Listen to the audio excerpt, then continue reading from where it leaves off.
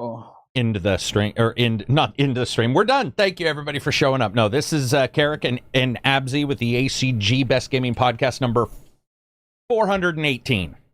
Oh shit, dude. Oh, 420 is gonna be on a Wednesday, dude. Oh shit. Is it?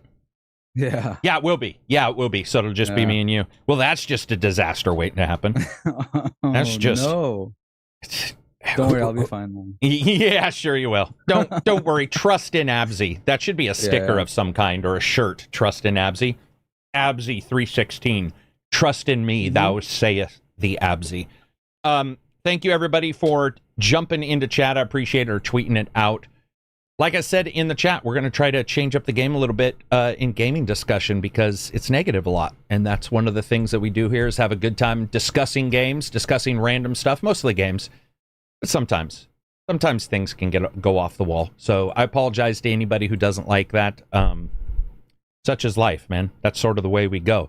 And it seems to have been popular, so that's the way we're going to continue to go, is to enjoy ourselves and talk about some random crap at the same time we're talking about games. I do have to say, this morning, I was busy setting all this shit up, and I looked into Discord. Dude, Discord, unlike most forums, Twitter, Facebook, self-corrected itself this morning. I'm not going to say who or what, but everybody was talking, and somebody jumped in with a little, like, snide. They tried to start, like, a back and forth. And I'm not gonna say who it was, you know, but it was awesome. Because the Discord quite literally just self-corrected right over the top of it. They were just like, anyway. Oh. You know how I do that? So anyway. And people were just like, I've seen that actually happen a couple of times. Where sometimes it's not snide, sometimes it's like, I don't want to say because then you'll like figure out easily. Yeah, right. I know what you mean. Yeah. But something happens and then everyone just ignores that. And I'm like, fuck yeah, dude. It was so good to sit back and be like, there's your $5, people. There it is. That's what it pays for. Because I jumped in and I saw a couple and I was like, oh God, can we not have 45 seconds of consistent happiness? Can we not have 45 seconds? And then it was like, let's talk about Reddit, dude. No, let's not. Let's move on from there and just talk about amazing stuff right now, like Spiderman. Oh shit, man! You got Spiderman 2. Yeah, man. I saw your review. We were right about praise. one thing. High praise, but boy, Insomniac's weak spot, their flashing weak spot is those fucking side quests, man. Man, I really thought they improved that kind of style. It's improved, but man, it ain't up to snuff, dude. When you see it compared to other things, you're just like, oh, your side quests they're bad. Has there been a case of a superhero game with good, meaningful side quests, or has superhero itself? I would say that Batman's, because they're not really quests in the same way, they work better. Puzzles. They feel a little less. I'm gonna go do random shit. Spider-Man's about science, and Peter's smart, and all these characters are smart, so they're all doing smart stuff. But it's like, I'm a Spider-Man. I don't want to do it a ton. And I got to tell you, I was playing that game. There were a couple times where I was like, no. Because there's this one particular type of quest that is right up our alley with the smelling city farts, man. Oh, fucking that shit. Yeah. Well, it's interesting. You said something in your review. And you were talking about how sometimes I think you were talking about that, how sometimes the mundane kind of like save people type of thing, is pretty good. It's really good, not just because of the gameplay, but because you're kind of in that role play aspect of Spider-Man, and you feel like you care about saving people. Yeah, something along those lines. You said something about that. You do, but it's still. I'm going to shrink up this so that people can see it going while we talk. It doesn't save it, man. Those side quests are, man, just bad side quests. Yeah, man. Thankfully, gameplay carries in those games. Though, gameplay carry, yeah, and there are stealth missions again, and the gameplay does not carry there. Wait, stealth as Spider-Man or stealth as like a piece of shit? Oh man, I'm not allowed to talk about that part, but yeah, oh, man. Yeah, it was pretty rough. Clumsiness come into play when you're doing these stuff? Like, does the it comes into play because it's not Spider-Man, and they don't know what to do with other characters. I'll just say that, and so you get these Gennaro moves that are as MJ again, dude. You're gonna play as whatever, but it's people have already shown the MJ mission, so I'm not gonna pretend that they don't exist. They're already all over the net. But yeah, man, it was one of those times where everything I liked. I was playing it, I was enjoying it. I was like, oh man, the combat's awesome. Dude, swinging in and fighting and being like, why is this fight easier? And then you realize it's because someone else is helping you is pretty sweet. Like you're swinging and you're like, wow, there's not as many bad guys in this engagement. And then you see Miles or Peter, if you're the other, and they're fighting with you. You're just like, it's awesome. The AI fights with you even if you're not. Sometimes, so not all the times, but yeah, sometimes. Okay. If it's in their burrow, basically. Oh, so that's like an emergent thing? It's connected to the typical crimes that we saw in the prior game. But you'll get a crime here, and you'll swing in, and occasionally a crime fighter will already be there fighting, and you'll and while you're fighting, can you like switch between them? No. Oh, gotcha. No. Okay. But you can do combo moves that work with them. So instead of your power double button cool special, you might do a combo cool special. And that's what I was talking about in the review, is that you have to sell that to the gamer with good animation, and a lot of developers would get lost. And this game has more camera issues than the first by a good amount. That camera definitely gets lost at times. But with the amount going on and characters that can swing out of the screen and back in, it's actually, other than like some kind of dynamic camera that like panned and showed him swinging away, which would then screw up your aiming, it's handled probably the best way it can be. Like, nice, it's just, it's awesome. Now they just need to add co-op and an expansion or something, you know? Exactly. Or mod it in when it comes to PC. Dude, would that not be... I mean, it's completely possible somebody would mod that in. But it is cool to play, and you know, I'm trying to... I can only show the review, and I can't talk, you know, pretty much about anything outside of it, but gotcha. I would say that when you're playing it, it's, you know... I joked in my review, and by the way, I titled this as a honeypot on. I changed my review title to one of the top 5 superhero games. Of course, there's barely any superhero games when you really look at it, right? So it was a joke, but oh man, people were burned. They were in there going top 5. Shit. It's got to be top 2, and I'm like, dude, come on, you didn't fall for that, really? No, you fell for that? Like, come on, that was pretty low. No. But as superhero games go, Punisher is one of my favorites. This Batman, I think Batman feels right in some of its games, but it's got way more examples. This one has 3, Spider-Man, Miles, and Spider-Man 2. Batman's got 4, right? Plus the VR. They're pretty close. They're pretty close. I don't know. Also, Zombie Bite, why do you always have the worst stakes in the world, dude? I thought the MJ and Miles sections in Spider-Man 1 were cool and tense. Oh my goodness. Yeah, I mean, so explain that, Zombie. What did you... Because it's possible... It's possible that they feel like it's a break from Spider-Man and Miles. Personally, I feel that break needs to be delivered. Dude, the best thing in the game, though, stuff. Yeah, I don't know, because like what carried that game for me was that I just wanted to keep doing that type of thing. But I guess like if you're into the story more than I am, I don't know, man. I just didn't like any of that shit. I didn't like I just wanted to keep playing as Spider-Man, dude. You know what I mean? I think that's what I wanted to do, but I also feel like Insomniac does not yet... Insomniac's awesome, because people are going to take us wrong. It's not wrong at all. I'm just talking about the game. But Insomniac's developers are awesome at taking whatever hero it is and saying, here's the hero. And I say that for a reason. We'll talk about it in a couple weeks. But they do a really good job with that. But man, when it's like the Joe Bobs of the world, it's like the entire game engine's made for heroism.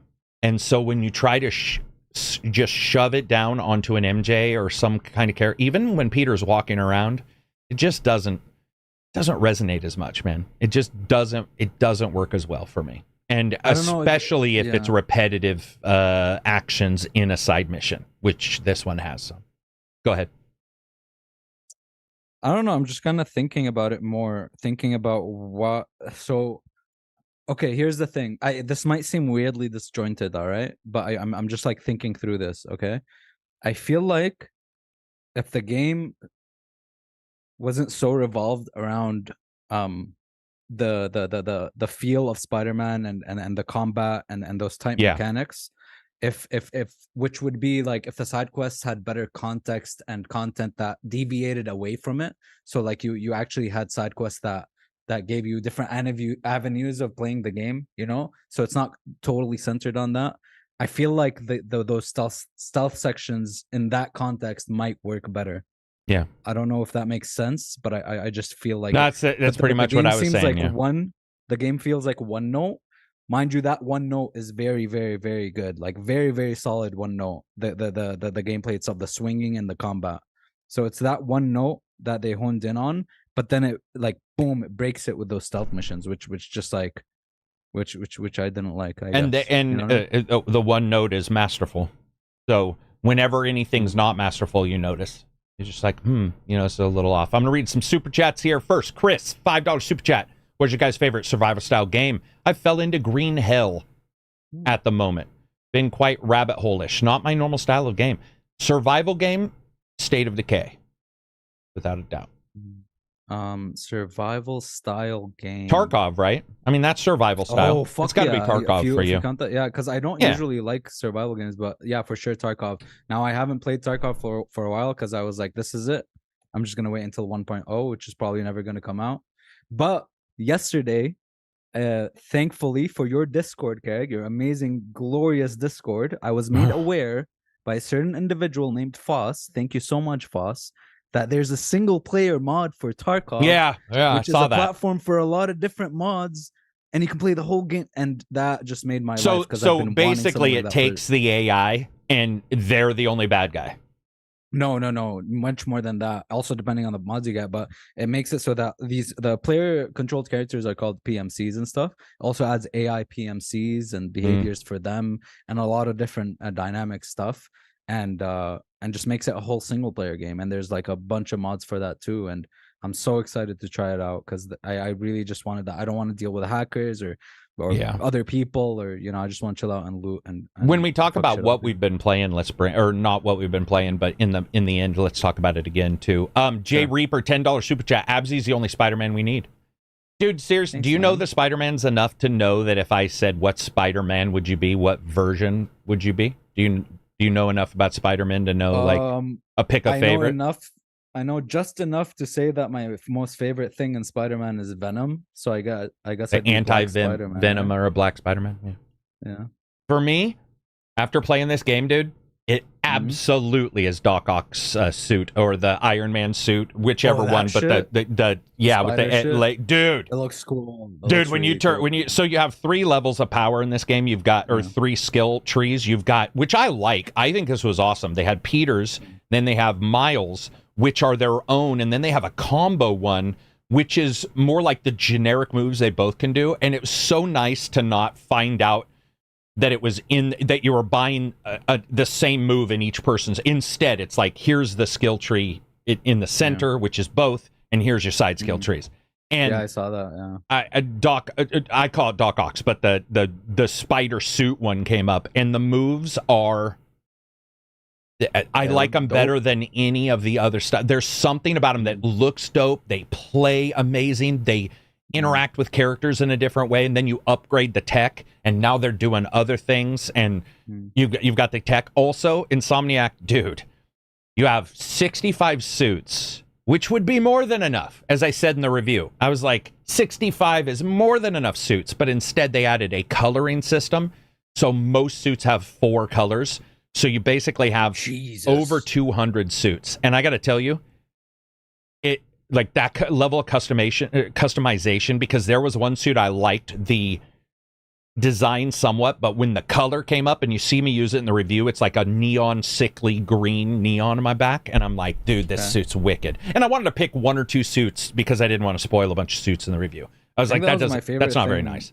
And like, I don't know if just Spider-Man, but in all superhero games was collecting suits. Even Guardians of the Galaxy more recently that I played, I was like collecting the suits was fun as fuck. But that's the thing that I just wanted to add. The reason why this is so good is because the amount of customization is so high that even if you don't like a suit in its initial look, you might go into the color scheme and go, oh, this actually looks wicked black, or looks wicked sickly green, like this toxic, for sure, green. And there's so much customization that if there was multiplayer, you and I could choose the same suit, and there would still be 1/4 of a chance that we would even have the same suit. Cool. Dude, it's awesome. It's the best part. I mean, Maybe they're gearing up having a good time. I don't know. Multiplayer component, man. I was having a good time in that, but sorry, go ahead. I wanted to ask, have you commented on how the Venom mechanic works? Like, do you just always have access to the Venom powers, or do you kind of... Yeah, I'm not going to go into it too much. I mean, we were allowed to show it, obviously. Gotcha. Symbiote suit is what it's called. But there you have powers and stuff like that, and there's a storyline, obviously, that goes with it. But I'm not going to talk about it too much, just because...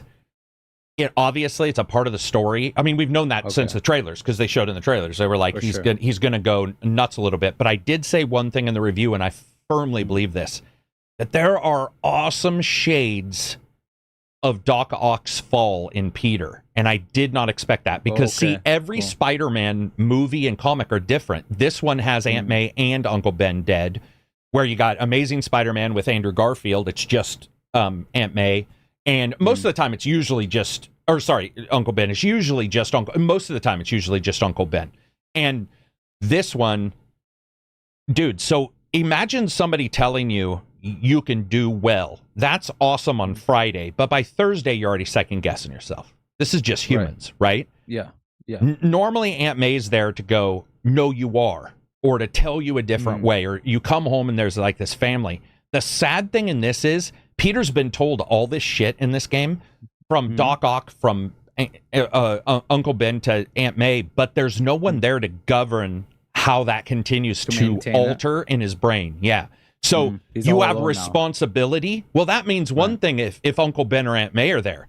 But if Uncle Ben and Aunt May aren't there, suddenly you have a responsibility to do blah, blah, blah, can change into you need to do whatever you can to do blah. And it's there. And by the way, I'm not spoiling.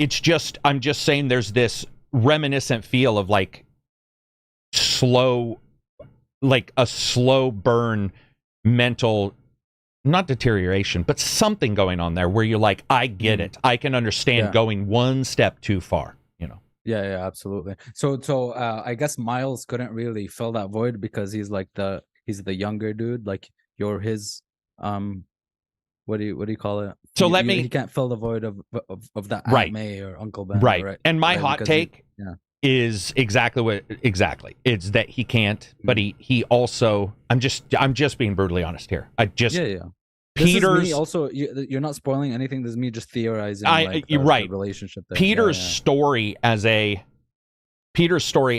what do you call it? As a character has a lot more nuance in the game, at least, and in some of the movies than Miles does. Miles is like, oh, you lost your dad. Well, I also. Oh, you were bitten by a spider. Well, I also. And I alluded to that at the starting of my review, where I had them talk about each other. And it's like, oh, and I was also bit. There's something about Miles that does not invigorate me in the games nearly as much. But Peter obviously looks at him as, I got to do good for a student. But I'm going to tell you right now, if doing good for the student is showing them that you have to have the responsibility of protecting people, then you can go evil again.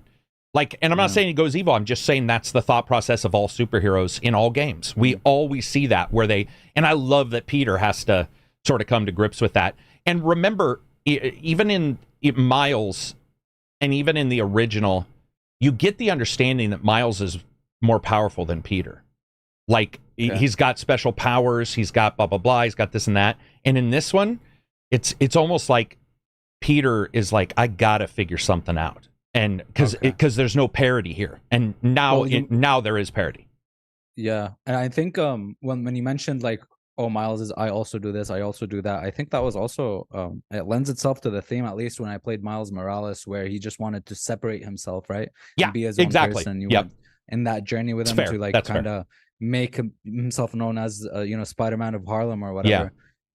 So yeah, I think it lends itself to that. I wonder how, like, them together, how that affects everything, you know what I mean? Like, I went through Miles, and it was interesting because you kind of go through the journey with him, but also it does feel like something is missing, you know what I mean? Like, it does feel like that I think just Peter being there just makes it feel whole, you know what I mean? It's really weird. He's like, he's not only like a copy of Peter, but he also kind of they kind of complete each other in a way. So I'm just very excited to see what happens, or like how they interact and what problems may arise, especially with like Peter losing his mind or some shit from the suit. You know what I mean? Harrow, $1 super chat. He also says super chat didn't work. You can write what you were gonna say in super chat, and I'll read it. No worries. So, did we talk about Super Mario Wonder? No, we started with Spider-Man. We did it a little backwards because I wanted to talk about Spider-Man before I forgot. But I will also say with Spider-Man, dude.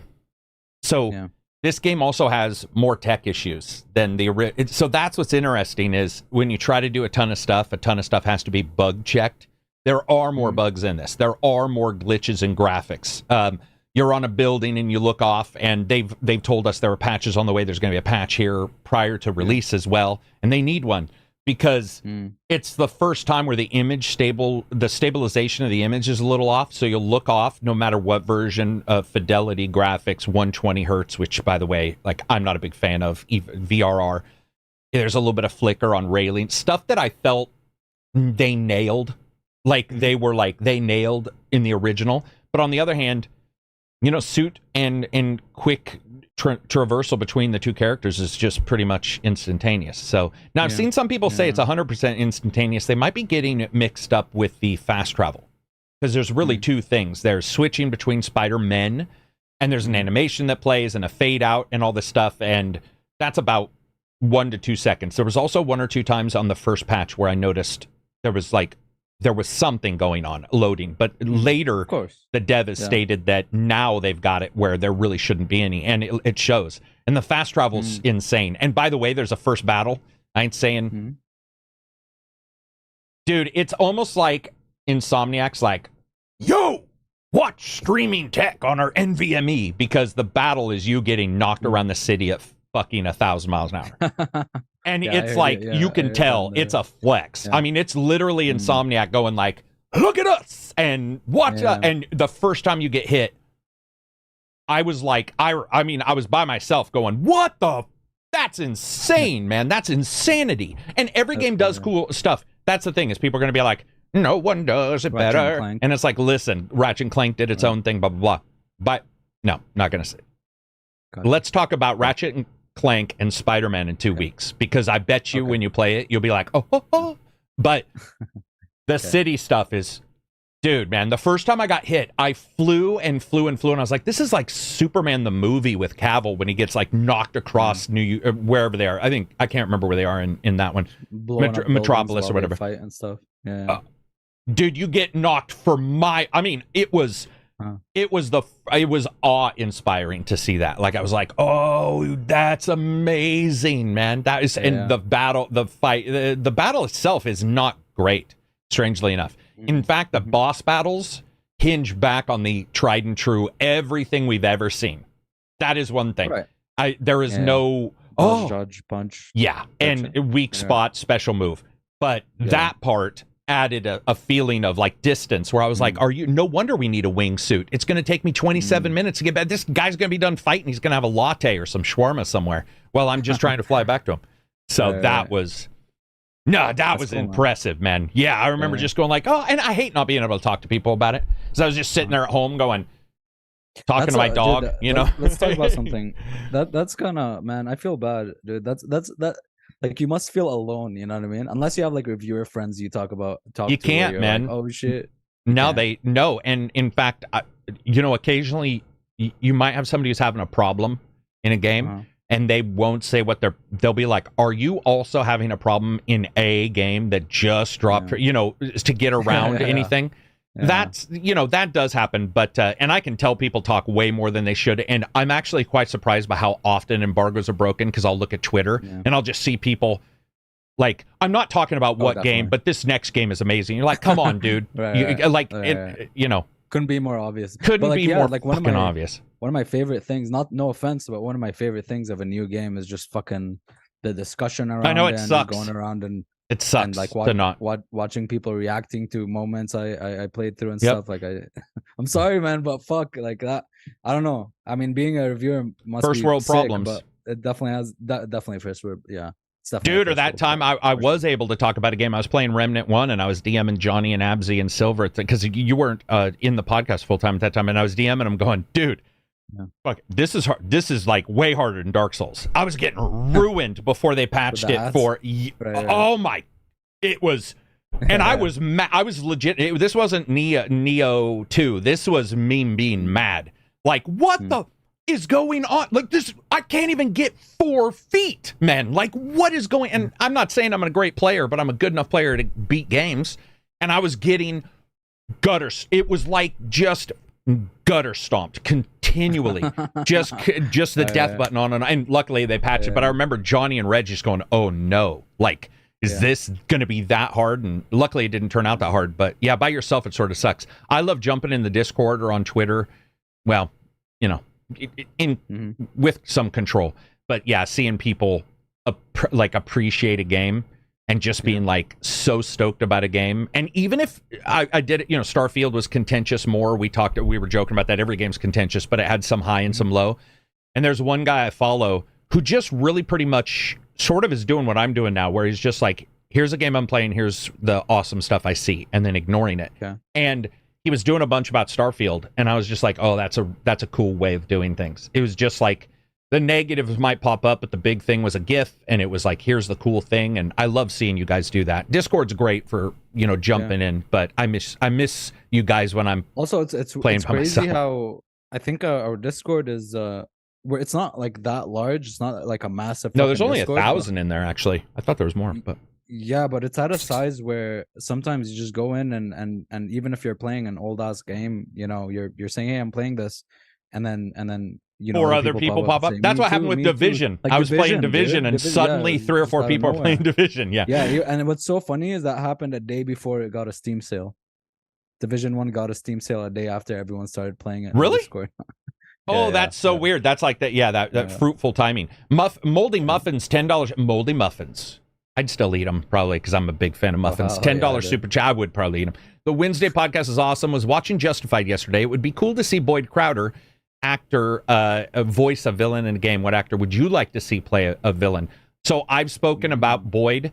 Without Boyd Crowder's, I would kill to see him. I honestly think he is awesome. He was in Predator. Predators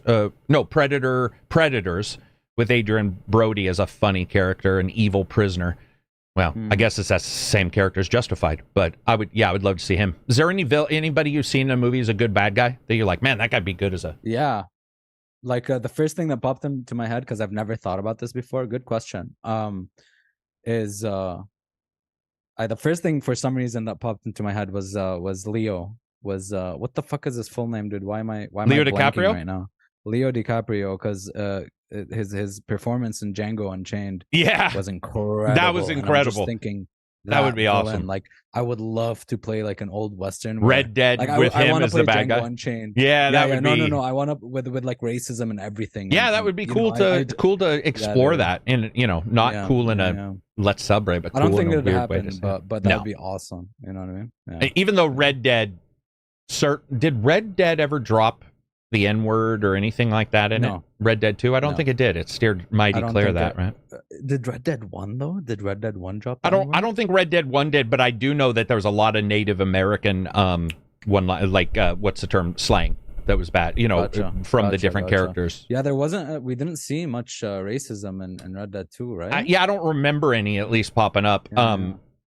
But you also had such bad people that, man, like, if somebody was dropping a word versus this dude over here who's a psycho slaughtering people, like Micah Bell, you're like, all right, you know, we're going to worry about the active player right now. We're going to worry about this son of a bitch. Micah would be a racist, right?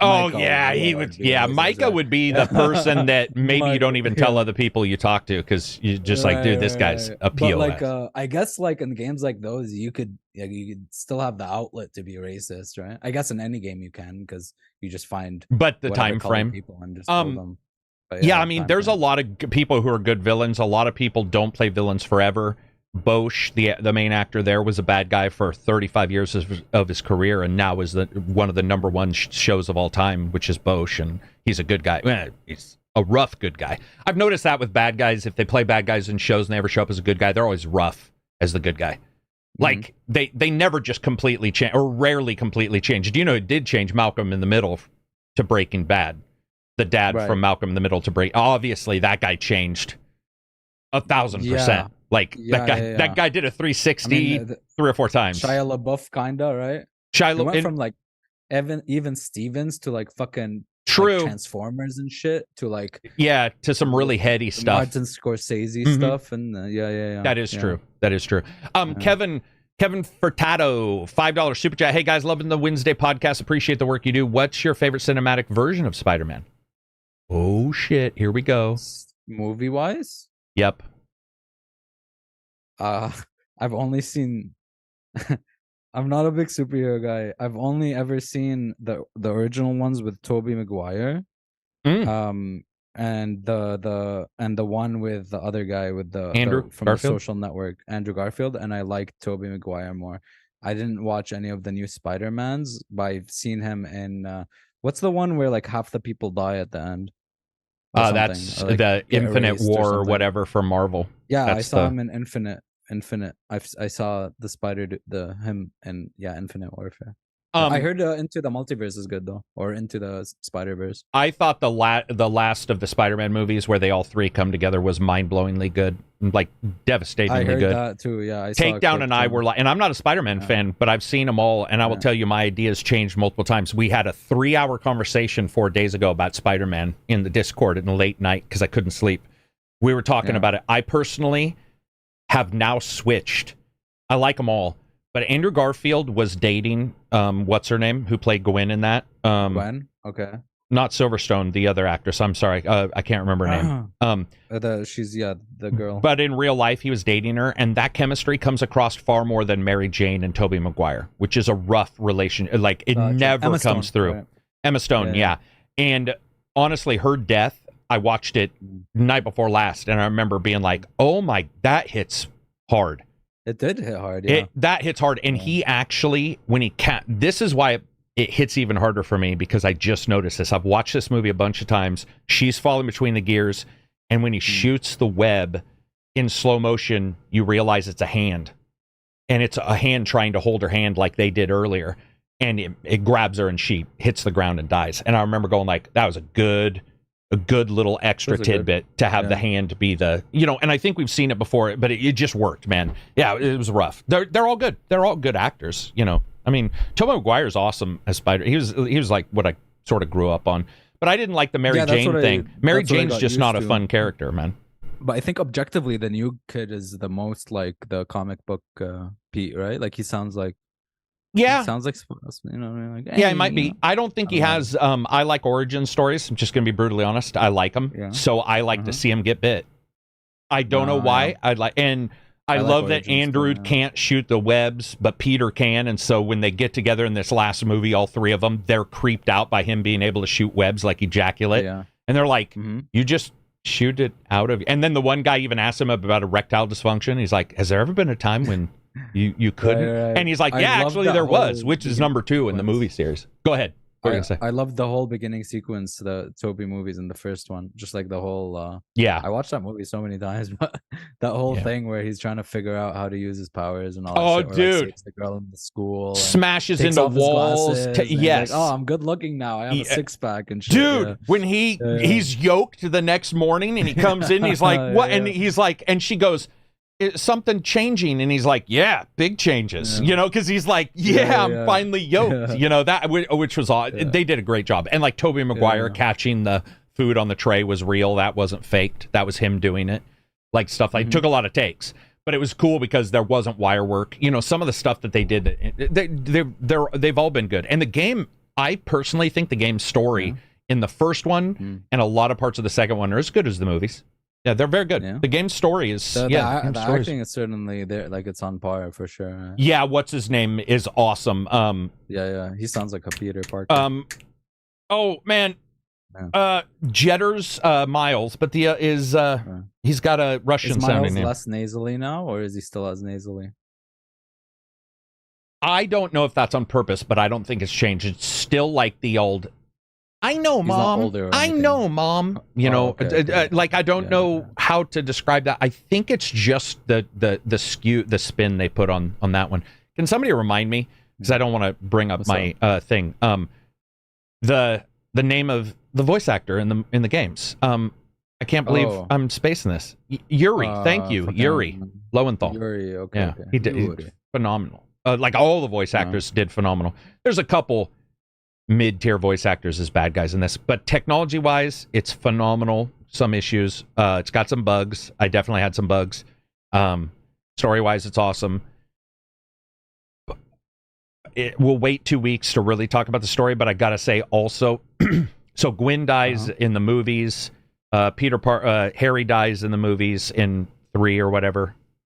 Some stuff happens in this one that's pretty. I'm not coughing because like I'm all choked up.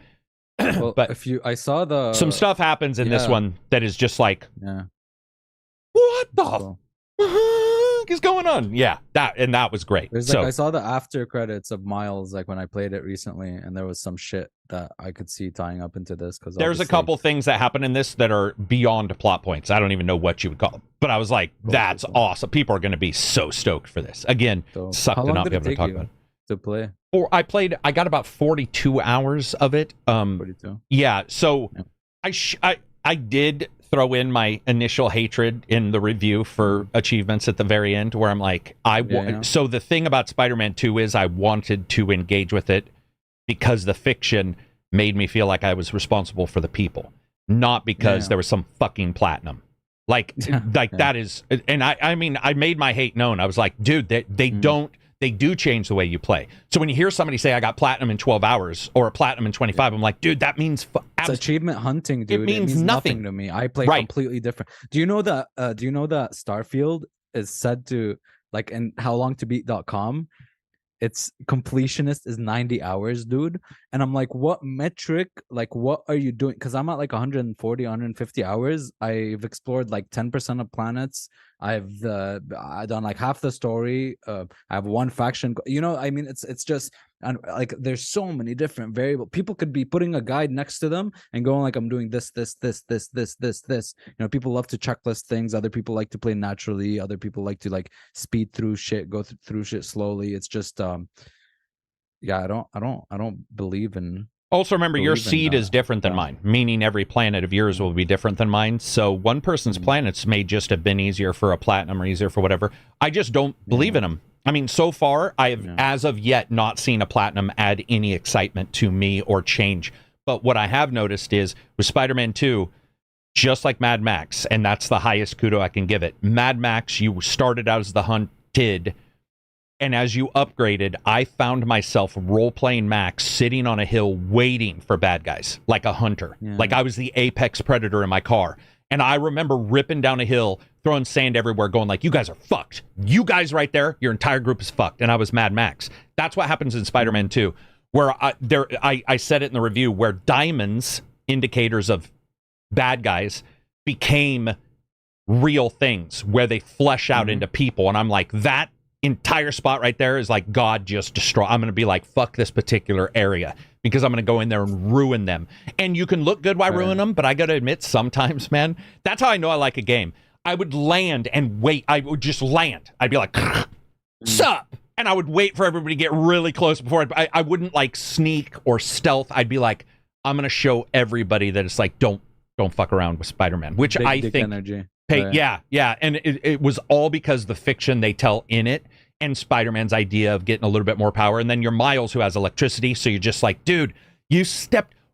And I said this in the review. You do feel through the entire game that these guys fucked everybody. Spider-Man doesn't kill people, right? So then they put him in a prison that holds people as well as a fucking building just made of doors. I mean, everybody's out all the time. And as I said in the review, like, it's not even a prison sentence. That's just a starting of a cool paragraph to tell somebody an anecdote about you getting out of prison. Like, that's all the criminals do. They're just like, this isn't even a prison sentence. It's just the start of a cool story. And so I was like, well, if you go to prison, I want to make sure you're fucked up. And so it was like, I turned into a little bit of, and that's why I think I dressed the way I did, because I was I picked a darker like more evil looking suit. Irreversible brain injuries and stuff. Yeah. Oh, dude, I was trying, man. Like when you swing and you kick somebody, and then you get a move in this one where you can add a kick to it, and I was like, I just kicking 5,000 feet, and I'm like, hey, listen, if a web stops you, it's still going to break your back, and I'll be happy. You know. That was the most addicting thing for me, or like what I kept doing, especially in Miles, was just like launch them into the air and then swing into them and, and then smash them on the By the way, that might be the best move. There's something about that move that feels yummy. When you throw somebody up and then you swing into them, it's like it's something where you're just like, and dude, pull another up to you. Yes, and shit. Yeah. Or if you see the flash, which I know some people turn it off, some people don't, and accessibility in this is fucking unbelievable. It's as good as Forza, which almost auto drove for you. But this one, you can turn all these on and off. But I just love slipping the last as explosive as right near you, slipping under somebody, watching that explosive hit them, lift them in the air, and then ignoring them. So a lot of guys that uppercut and be like, fuck you, and I jump off. And so guys were just in the air, and you're like, yeah, man, I don't even need to worry about you, bitch. I'm just going to come back and screw you up a bit at a time. Rick, it seems odd to me to disable Spidey senses though, because that's literally a power he has. You know what I mean? Yeah, you'd be stripping yourself of a power. Right, and you can turn on some graphics from the old comics. You can turn on the filters for like pow, zamboom, and that's cool. I turned them on. I was like, this is even worse. I'm gonna technicolor your ass. Rick, $5 super chat. Love having the podcast twice a week. Keep up the phenomenal content, fellas. Hit the like button. They deserve it. Thank you very much, man. Mary Jane and Spider-Man is a beach. Oh, I know what you're saying. Not a beach. I got you. $2 super chat. Hush Al Ghul. I get you. Wannabe Dev says, ACG, admit it, you choked up. Oh, I'm assuming he means when Gwen died. Dude, when somebody's got good chemistry in a game or a movie, it definitely helps, man. I mean, I admit, I didn't get, I might have got choked up when she died this last time, because I remember going like, fuck, man, he did everything. His best friend killed her. And you're like, seriously, your best friend came back. And you know how the bad guys in Spider-Man usually are, where they're like, you wronged me, so I'm going to fuck everybody. And you're like, yeah, would you? Really? But Harry takes, especially in the Andrew Garfield one, he takes the Hobgoblin formula and he turns bestial. Like he's like got fangs. It was I loved who's the guy from the original that we like so much? Harry. No, Osborn, the dad. The dad. Great actor, Dafoe. William Dafoe, right? He was awesome, but he didn't look at all different. And in Andrew Garfield's, a guy just screws up his hair and his face. He already had the face though. He did. Smile, sorry to admit it, but that guy's a unique looking dude, right? He has an evil looking Hush Out Ghoul, $2 super chat. Are the minions just as spongy in Spider-Man 2?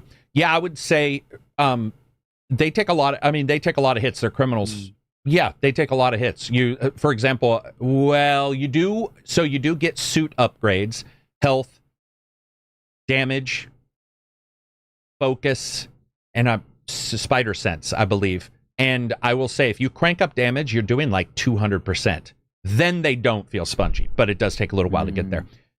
T-Jaw, $10 super chat. Number 1, thanks for the great podcast and sage POV on games and life in general. 2, thanks for the nudge on GeForce Now. Starfield at 4K, ultra high, 80 FPS on a Mac. I am godsmacked. Grab jump, my love. Thank you, man. Thanks for the super chat first, because they sincerely helped the channel, especially because one of the AI reviews got demonetized last week from another AI.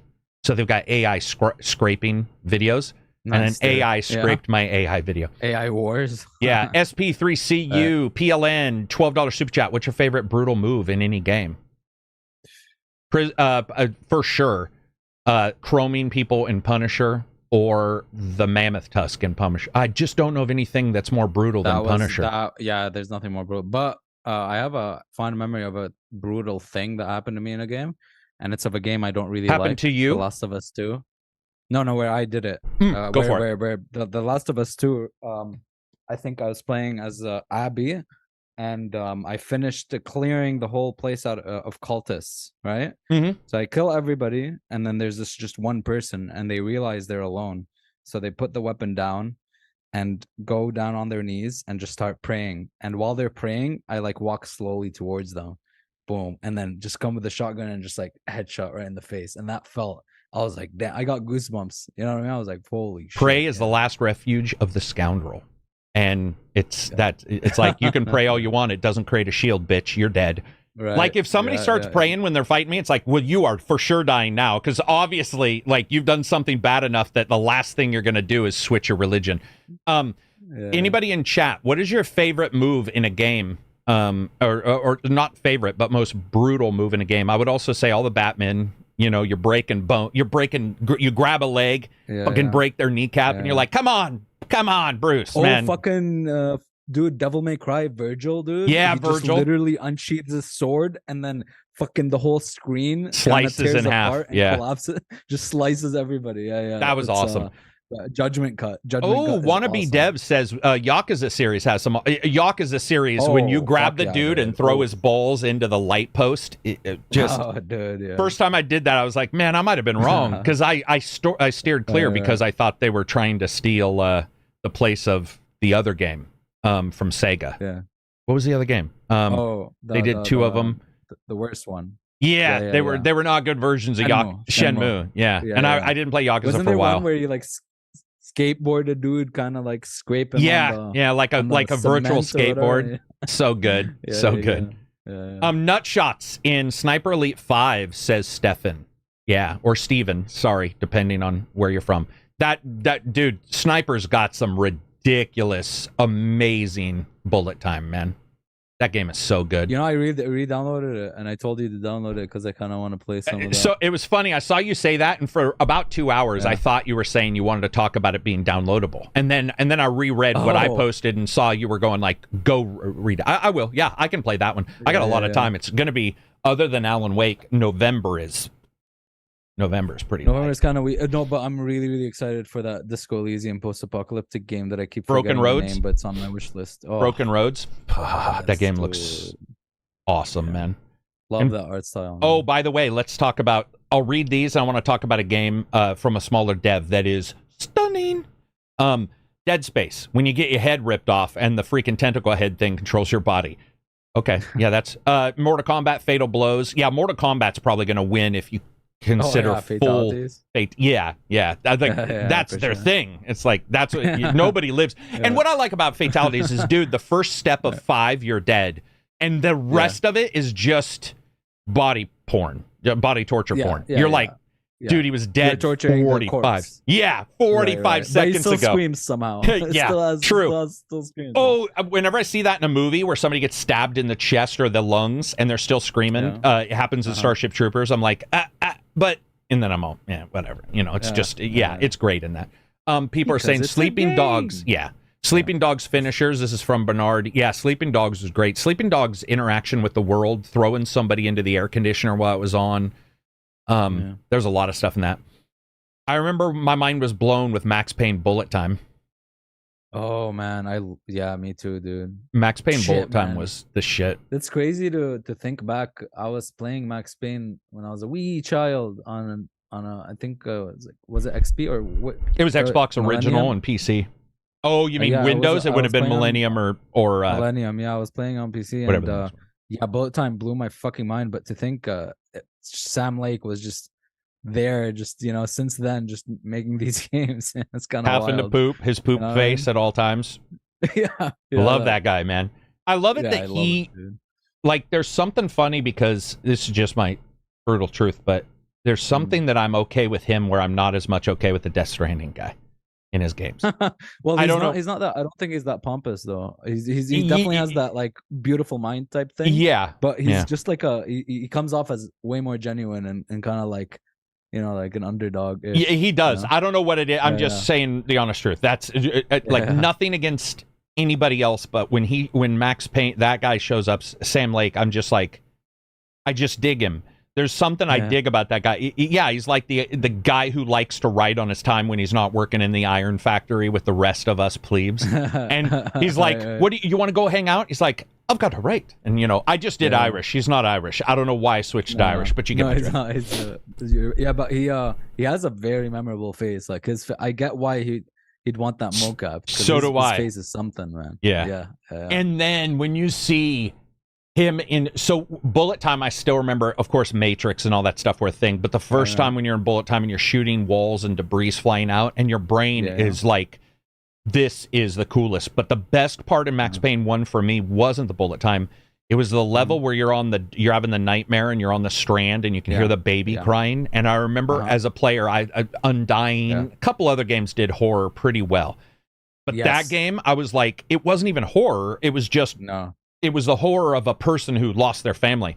And he's walking on these strands, and it's a really generic, it's not even a great level design. It's just you're running on strands of a nightmare. It's just the atmosphere, but the baby crying in the crib, and I was like, oh my fucking, let's some people up. It's really, it's really funny you say this right now, because literally just today I was talking to my friend, we were talking, I think, about Alan Wake 2 or whatever, and I was like, it's crazy that until now, and I haven't played it recently or anything, it's since that time when I was a kid until now, that what you just described, like with the baby crying and that atmosphere of that whole thing, I still remember how it felt like. You know what I mean? It never escaped my brain. There's something crazy, even if you're not a parent, even if I'm not a parent, I can ascribe it to animals, I can ascribe it to whatever, the loss of something, but the brutal loss of something, and him not being able, and you're stuck in, we just talked about this, stuck in your own nightmares where you can't punch or whatever.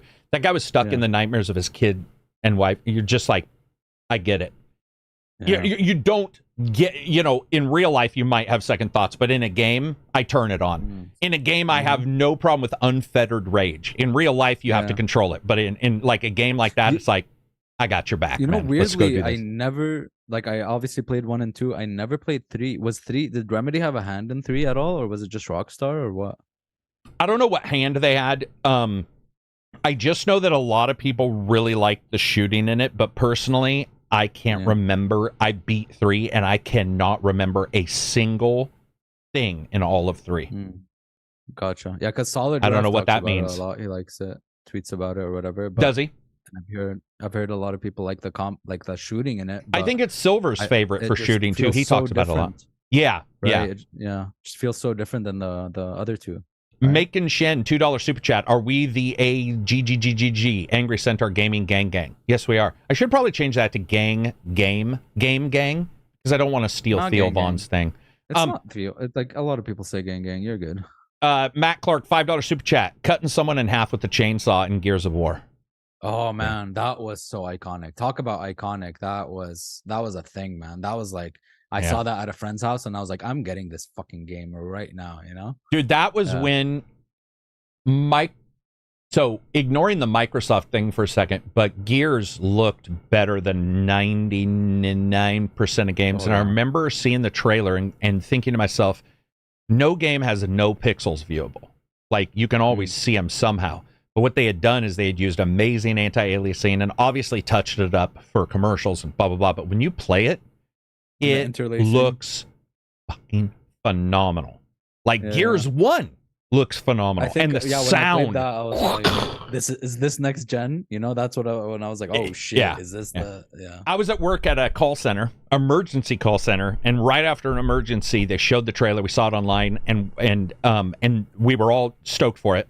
And then when it went live, we were at work, and one of our workers took everybody's money and went and got in line. We covered them. And we're like, you take my lunch. You were allowed to basically give somebody your lunch there. So I'm gonna stay on staff. You go do your thing. So like 6 of us were like, you're gonna be in line for 2 or 3 hours. So my boss, my boss's boss, everybody was like, you guys have been talking about it enough. We'll all give her lunches. Her name was Susan, and she loved games like I did, and she worked with me, and she went in line. She just waited for everybody, took all of her money, and then we all went home. Didn't go to sleep and just played the shit out of that game, and then came back the next day, just like Go ahead. Talk about what you miss about like physical releases and shit. That is one thing. I think the last time I did that wait in line for a game was Red Dead Redemption 2, which there was still digital downloads, but I don't know why, but I went to the store next to me, and there was so many people in line, and that like sense of community in real life where you're just all talking about how excited you are. It's fucking sick, man. It's just like everyone's just super excited. Can't beat water cooler moments like that. where like everybody's just super excited. Speaking of super excited, man. So Super Mario Brothers Wonder, right? Super Mario Brothers Wonder. Dude, that thing's like at 94, 95. Ignoring it's like the first Mario. Sorry. Yeah, I was just going to say, ignoring the Open Critic part, I was looking at reviews, and it's like that game is going to be Game of the Year for a huge number of people. Again, when I say Game of the Year, I want to make sure I'm not talking about the stupid ass. We don't trust reviewers, so therefore we care what they review as a Game of the Year in the Game of the Year awards. No, I'm talking about you, me, normal gamers. Dude, it looks, man, what they can do with the Switch, an ancient machine, just never tires. It's just plugging away.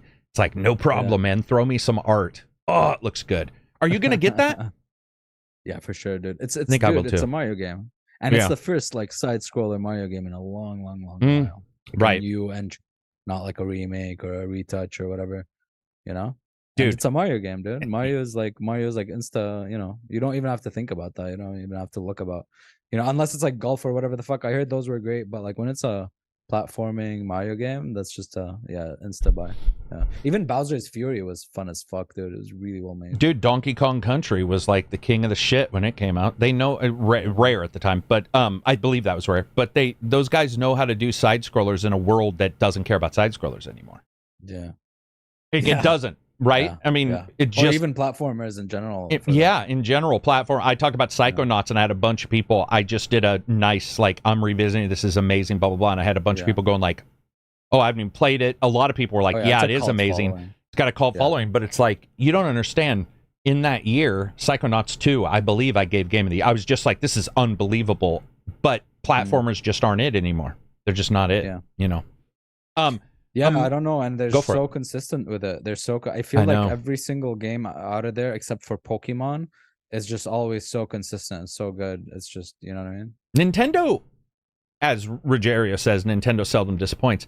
That's a thing about Nintendo, man. Doesn't matter what everybody else is doing. Nintendo's just like constantly like, hold my beer. Maybe it's because they're not drunk. They're making everybody else drunk because they're holding their beers. But they're always like, watch this, and you're like, dude, seriously, this machine is fucking 25 years old. Like, it's cranky. Right.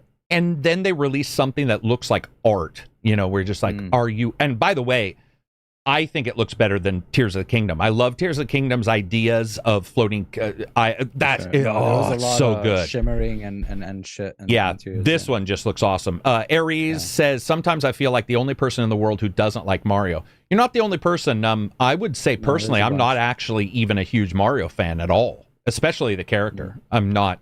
But their games, Rabbids. Oh, do you love Mario as a character? I love, dude. I think it's like the platforming mechanics are some of the best in both side scrolling and 3D. They just go ham with it. They know how to do it, man.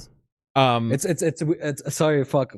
I'm gonna Mario rant a little bit, but even like looking back to like Super Mario 64, the thing they're so good at, this even happens in Zelda, man. In Zelda, you can see it in TOTK and Breath of the Wild, but with Mario, why 64 spoke to me so much is because they give you a set of tools on how you can move Mario and his momentum, and then with it, you could just come up with crazy cool mechanics. Even in Odyssey, dude, like with the hat and everything, and they just give you the tools, and they're like, go fucking run wild, and you know the skill ceiling is high as shit, and I don't know how they do it, man.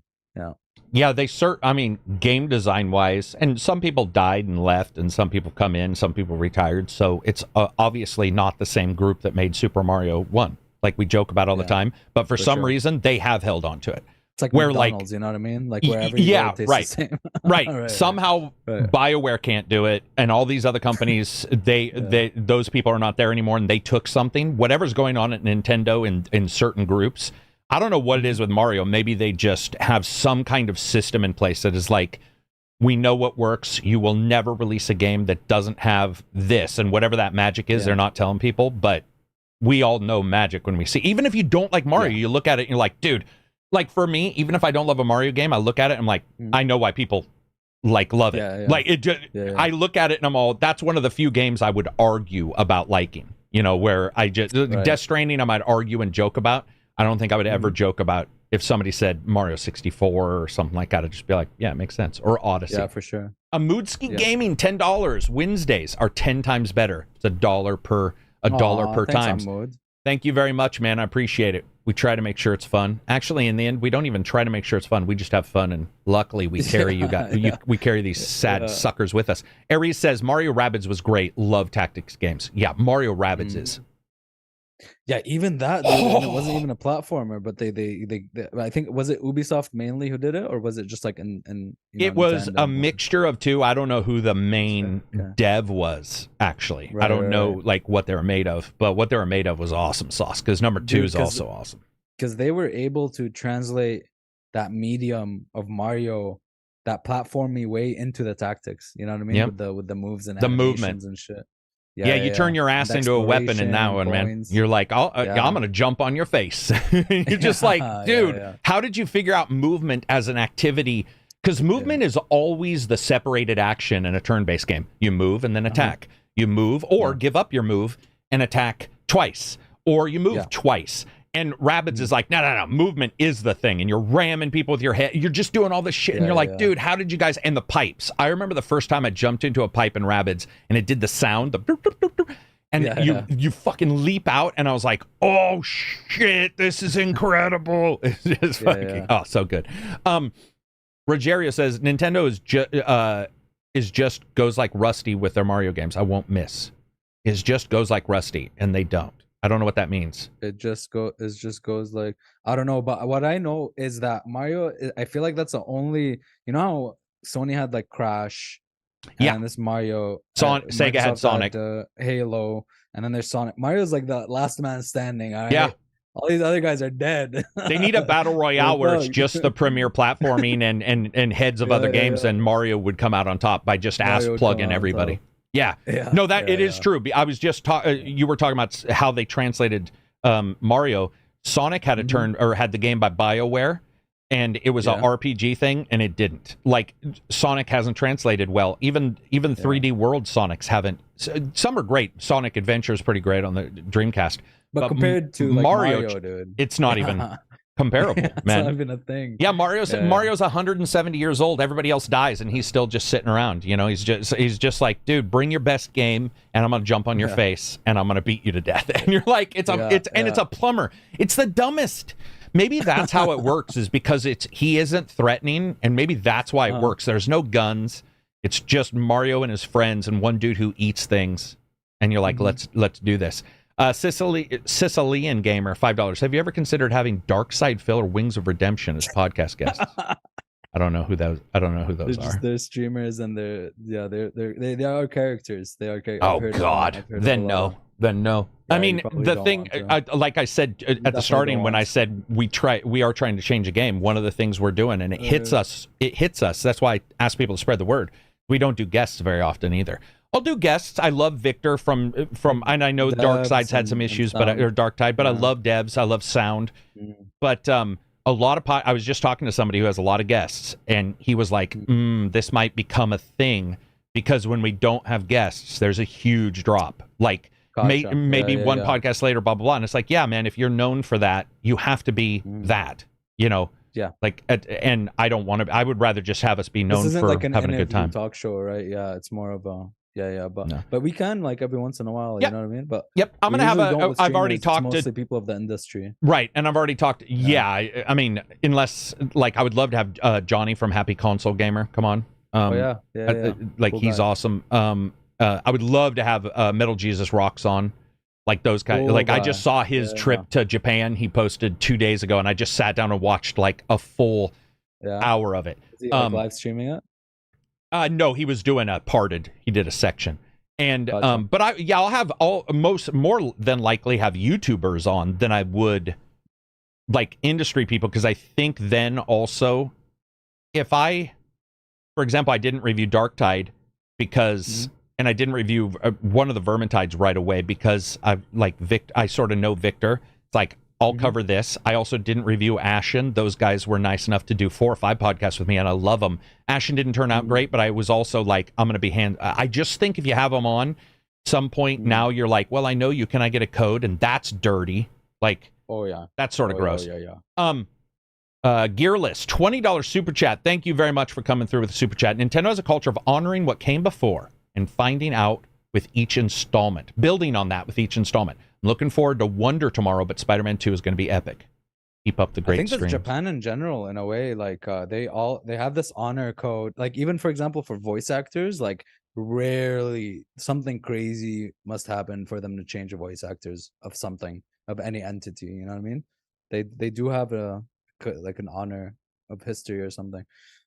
Taffin says, "Yeah, get Johnny." Yeah, Johnny. We tried to get him on, but it's so funny because there's always people who hate me, hate you, hate Johnny, hate Silver. Then you have people who love about Johnny from Happy Console. I think he could be, but somebody else said they really like having Johnny on too. Yeah, it's always cool, but if anybody's a streamer or whatever, it's hard to overlap with them. And admittedly, while I like everybody, sometimes 2 or 3 people, 3 is great, is easier to bounce back and forth.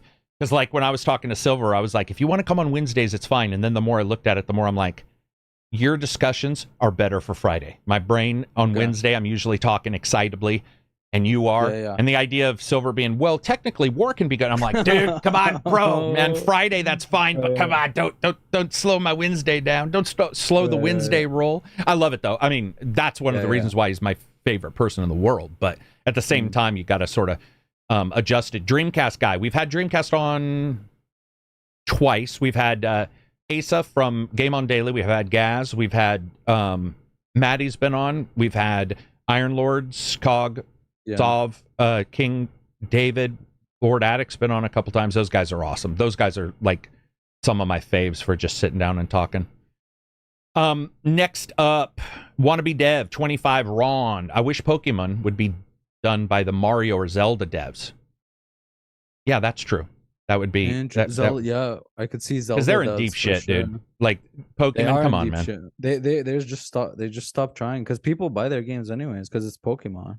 Yeah, dude. You know, I don't know any Pokemon outside of the first gen. Like I know the Mewtwo and shit. I don't know anything past like Mewtwo and like Pikachu and shit. I don't know anything outside of the first generation.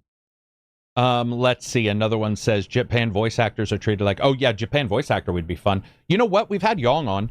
Yong's always like I actually had Yong and Skill Up, right? Yeah, I've had Skill Up in the past, and I had Yong on I think twice as well. The one thing I like about Yong is that I know even you guys, even in our Discord, there's been people who like didn't like his news rating or whatever. I personally, I don't know what it was, but it's like it never bought. I loved everything. I was just like, this is just a dude reading some news, and I liked his shit. Like I like his stuff, but he for a long time got a lot of negativity, and it was just like, yeah, you know, he's probably one of my favorite podcast guests on. I would love to actually have Young on because he's also a voice actor, and it would be cool to talk behind the scenes. I should probably grab him. Now. Yeah, yeah, dude, he does a great job, by the way. I think so too. I actually think that he has a voice, right, and range. And I think that a lot of people who like do games, one of the reasons why I don't have a lot of reviewers on, for instance, is because it just becomes fucking, it's gross. It's just like, let's talk about the code problems and blah, blah, fucking whatever.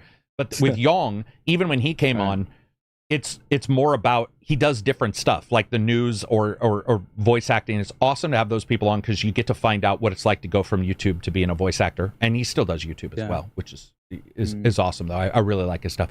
Oh, except for somebody hates him, of course. Sailor says Young, he's terrible. Voice acting for Kiryu was so bad, Sega removed the dub. Really? I don't know. Did they actually remove the dub because it was really bad? I don't know. I didn't track it. I actually thought he was good in a couple games I've seen. Which one is that? Ishin? Ishin is coming out now, right? No. It's on Game Pass. No, like what's his name? Gaiden. The Gaiden is coming in November. Yeah, like a dragon. Gaiden, forgot his name and his money or whatever. There's like the dude. Yeah, there's a bunch of names for those games. Yeah, Kiryu story. Yeah. But again, that is why, guys, that we don't do a bunch of guests. It's just better with you guys and us. I'd rather have this is not pandering, but I do engage a lot with our stream, and I would probably rather have it just be the stream as the second or third guest than like another guest. The dub is coming post-launch. That's all. Oh, okay. What's up, Necro? Look at Necro not coming in with long, with a long mistaken, link. It's like all correct. Back in time. So anything else for Super Mario Wonder? How much is it? Is it full price? Probably full price, right? I'm guessing it's like $70, right? Super Mario Wonder buy. Yeah. And Ravno says, ACG, that doesn't sound like Young-E to me. That dude is negative Nancy. He is not negative. At least in our podcast, he's not. So you would just have to not watch this podcast if I did him. Negative Nancy? They were saying Young, but Young on our podcast was not negative at all. The honest truth is I'm not going to let somebody be negative on the podcast for a long period of time. Oh, the only time I remember getting pissed off once from his content, but that was because everyone was just doing the EA doesn't like single player games or whatever, and I was just fed up with it. That's the only time. I don't remember other times that pissed me off. Yeah, I guess I could say a lot of news does obviously tend skew to negative. Roll the negative, skew negative, because that's what gets clicks, obviously. News, everything. Well, and I mean, I'm sure if they're doing a live podcast and somebody says ACG, they'll be like, he jokes too much. It's like, who gives it's like it's just those people. Homeless Bird. Whenever ACG mentions Yakuza, I'm reminded of his jokes about Yagami's tight jeans. Oh, from Lost Judgment.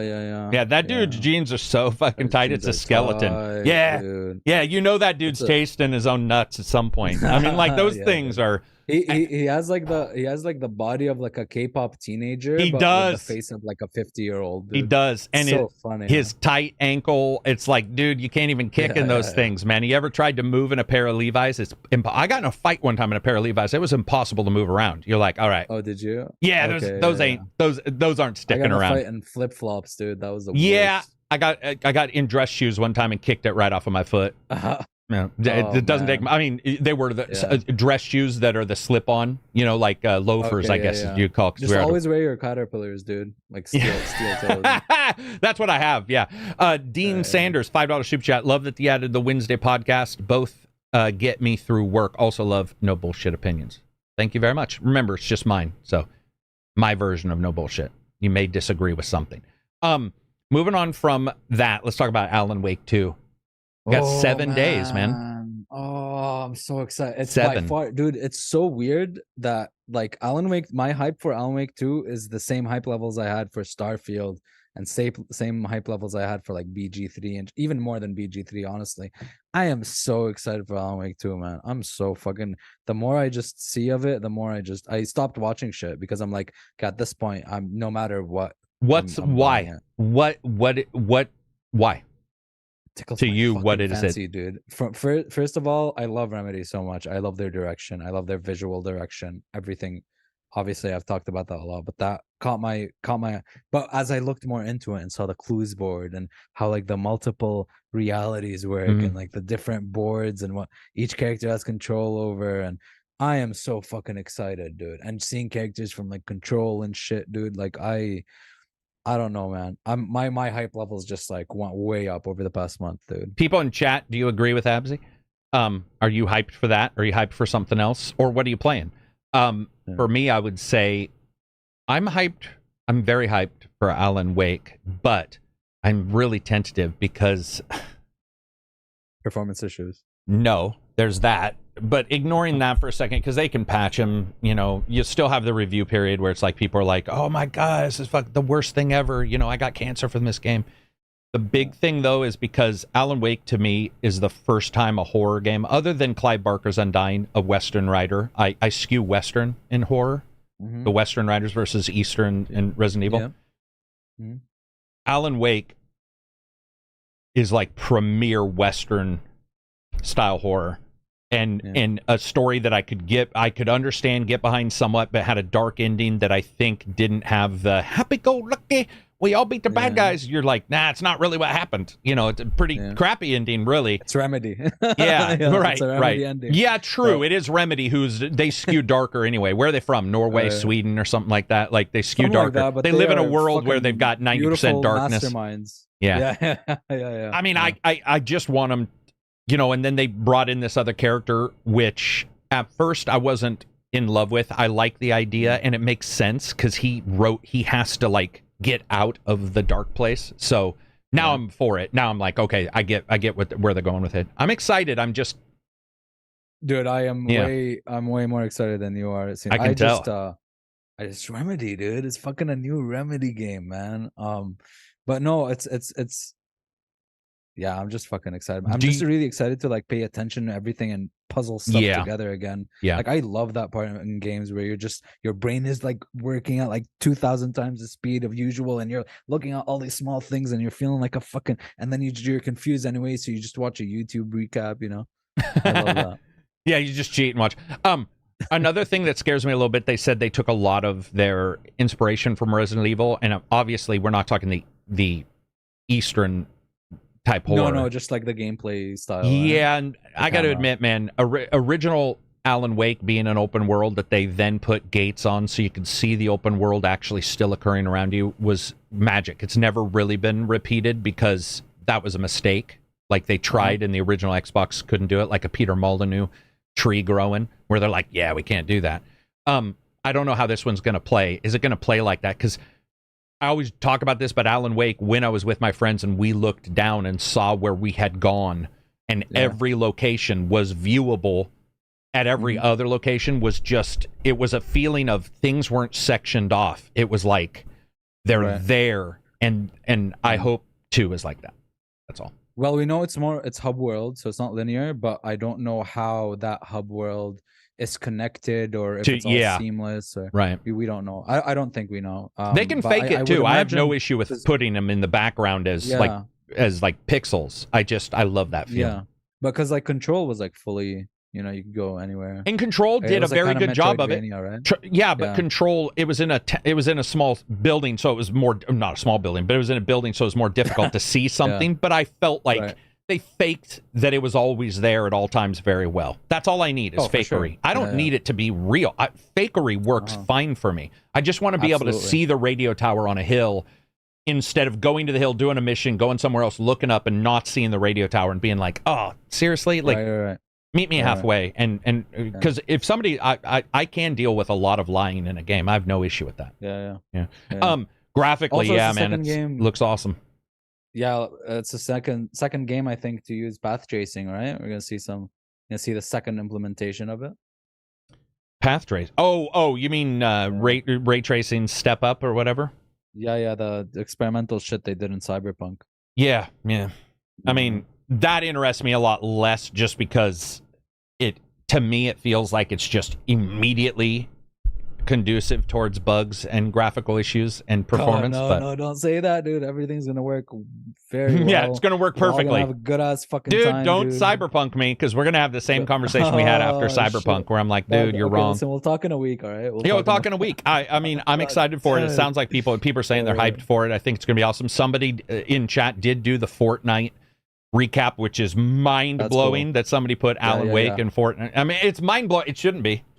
I should have read it and been like, dude. Makes sense, but I'm gonna piss a lot of people off, but Fortnite is fucking sick. It's like a platform for like advertising your game, player created content, fucking concerts, fucking actors and musicians, and you know, it's just like an outlet, and it's really cool what they do there. You guys should check out that Travis the fuck is his name, but whatever, the guy that did the concert in that game, is that concert's amazing. You can watch it on YouTube, and it's just didn't Ariana cool. Grande do, or whatever her name is, didn't she also do one? Yeah, I think I got to everybody's super chats. If I didn't write it in normal and just say you missed my super chat, dude, this year has been, November's dead pretty much. There's a couple, but up until the end of this month, it's dead in 2023 terms, dude. If it was any other year, 2020, if it was any other year, November is not dead, but definitely dead in this year. I mean, because there are, I will admit that November actually has a good steady number of games. It's just that the big ones I think are October prior. Yakuza didn't show up on my list. So Yakuza's November?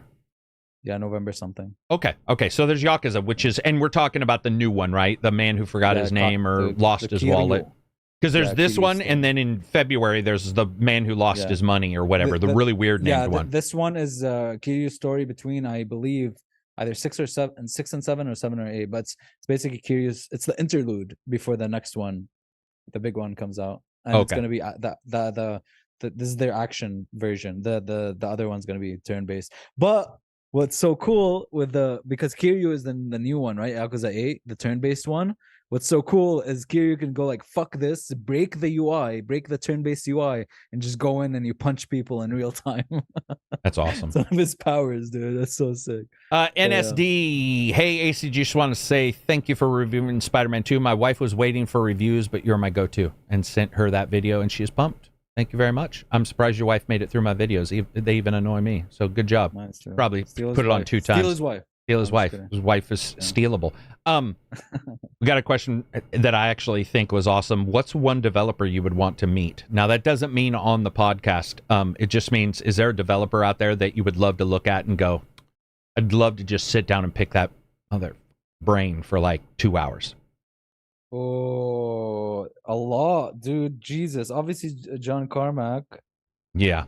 What the fuck? Where do I even begin? What is yours? What is yours? I'm curious. I definitely have like, I can definitely tell you who I'd want to meet in terms of composer, like music guys. Like, I'd love to meet Justin Bell. He's awesome. Justin's been on a couple times. Justin is cool. One of the Justin and Austin. I want to make sure. Austin's really busy, so like he'll ping me on Twitter and be like, dude, let's yak. I'll be like, okay, and then he's got 3 podcasts of his own, blah blah blah. But Justin always tries to. He works for Sony, so it's a little bit more difficult. But yeah, I'd meet anyone in Rockstar, any dev in Rockstar. Yeah, that'd be fun. Any one of them. That'd be fun because they're so closed, and like I'd have no idea. They never do like crazy documentaries or anything, and they're always very very close. And I just want to see, because Red Dead 2 did some awesome, like, what do you call them, technical tricks and shit to get it looking so good. And I want to see like the process of scripting all the NPCs, and you know what I mean. So those low, I'm not talking about like high level directors and managers and owners and CEOs. I just want like those low level devs. I want to talk to people and see how it's like on boots on the ground in Rockstar, you know?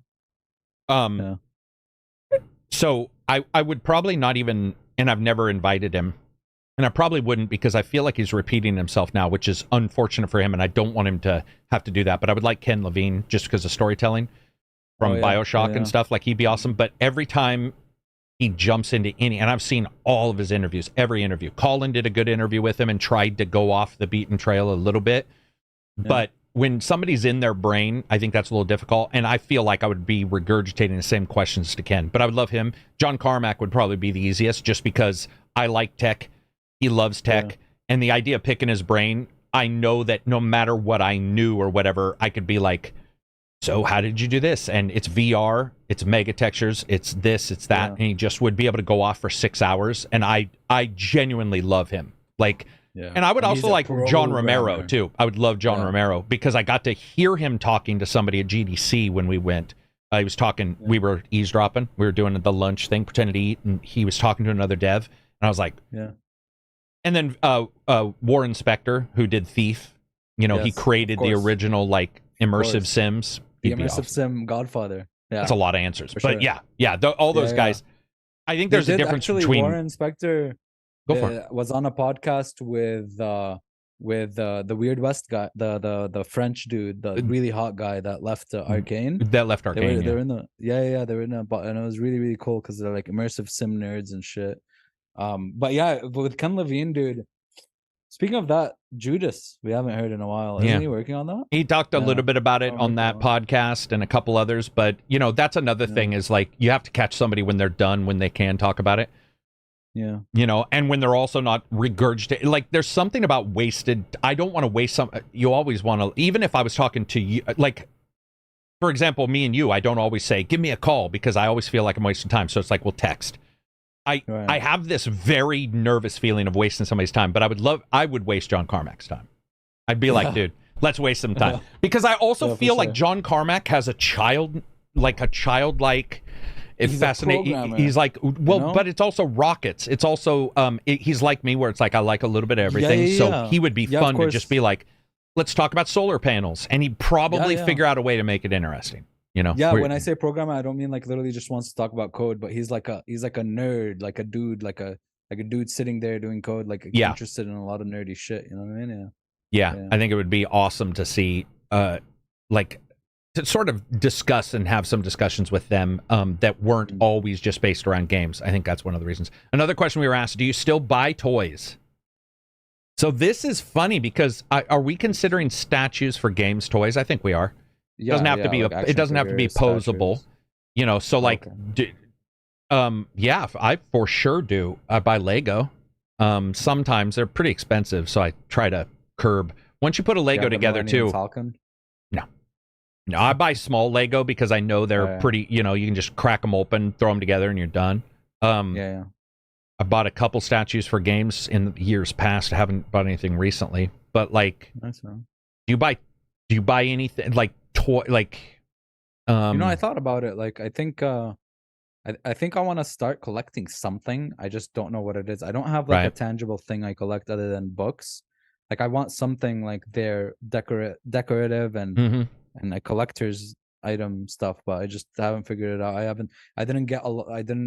I wasn't interested in the pops or whatever.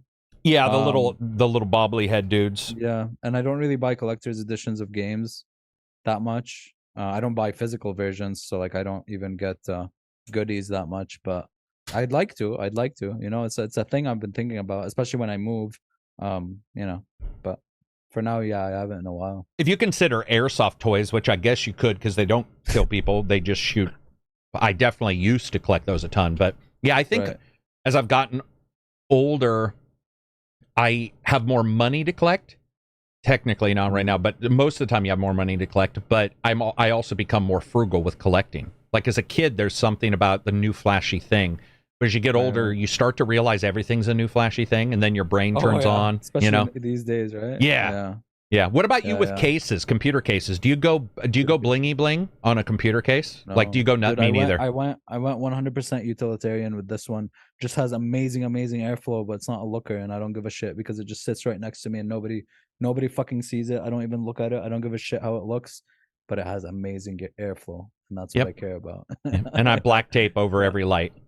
If I can't resistor it out, I black tape that some bitch because I just don't want to see how to turn off this godforsaken RGB shit. Right. I like to play with the lights off when I'm playing something immersive, and fucking rainbow shit I see like reflected off the walls pisses me off sometimes, you know. So. And then another next question before we jump to Pete Hines leaving. What's the worst? The absolute holy shit worst, most degrading hammering you've ever received in a game? So they made me play as Abby in Last of Us 2. And no. It has to be when you got beat. When you got beat. So it'll probably be multiplayer or Tarkov or something. So you jumped in and you were like, let's do that. Oh my God. And you just. Okay, well, Tarkov is an easy answer, but that's boring, you know. Got my ass handed to me a bunch of times. That's boring. I'm trying to think of like the hardest boss fight or something that just like completely fucked me in the ass. Millennia, obviously, but that's also an easy answer because she fucked everybody. From Elden Ring. Elden Ring. Neo, okay. This is not a particularly hard boss. This is why this answer is interesting, all right? This is not a particularly hard boss, but when I was like new to Neo and I was still kind of like, you know, now I'm a god, obviously. I'm a fucking gamer god in Neo, okay? He's writing game guides and shit. Yeah. Yeah, man, I'm better than fighting cowboy. You hear that? But when I was playing in the beginning, I got to that water boss, dude. That freaking water boss, dude. In Neo 2? In Neo 1. Neo 1? When I was new to Neo, right? I was like, haha, you know, I'm a samurai. Okay. And I got to that water boss, dog. That water boss, dude. And man, for some reason, dude, I'd never got frustrated for some reason. Neo has this thing where I don't get frustrated. Oh, shit, same. Right? I don't know what it is with Neo, but me neither. I could go like 40, 50 tries and I don't get frustrated, but man, you know, when I'd get him down to like 10% health, I'd fall in the water. Something new would happen. Fucking, you know, and he's not a particularly hard boss. It's just that one time I just got hammered by him. You know what I mean? Yeah.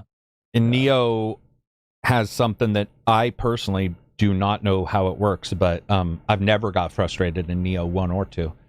Because I faced that dog dude in the first part. I found out you didn't even need to fight him, but when I was reviewing it, and like I showed you guys the pictures, 197 defeats, and I was getting smoked. Guy walking around, right? Just a starting guy. But I was like, I can't, what am I doing wrong? Like, I didn't get it. And I mean, my wife was like, turn the volume down. I'm so tired of hearing the music of this same boss. And I'm like, I will defeat you. And I was never once mad. And I don't, they do a good job of saying that's on you.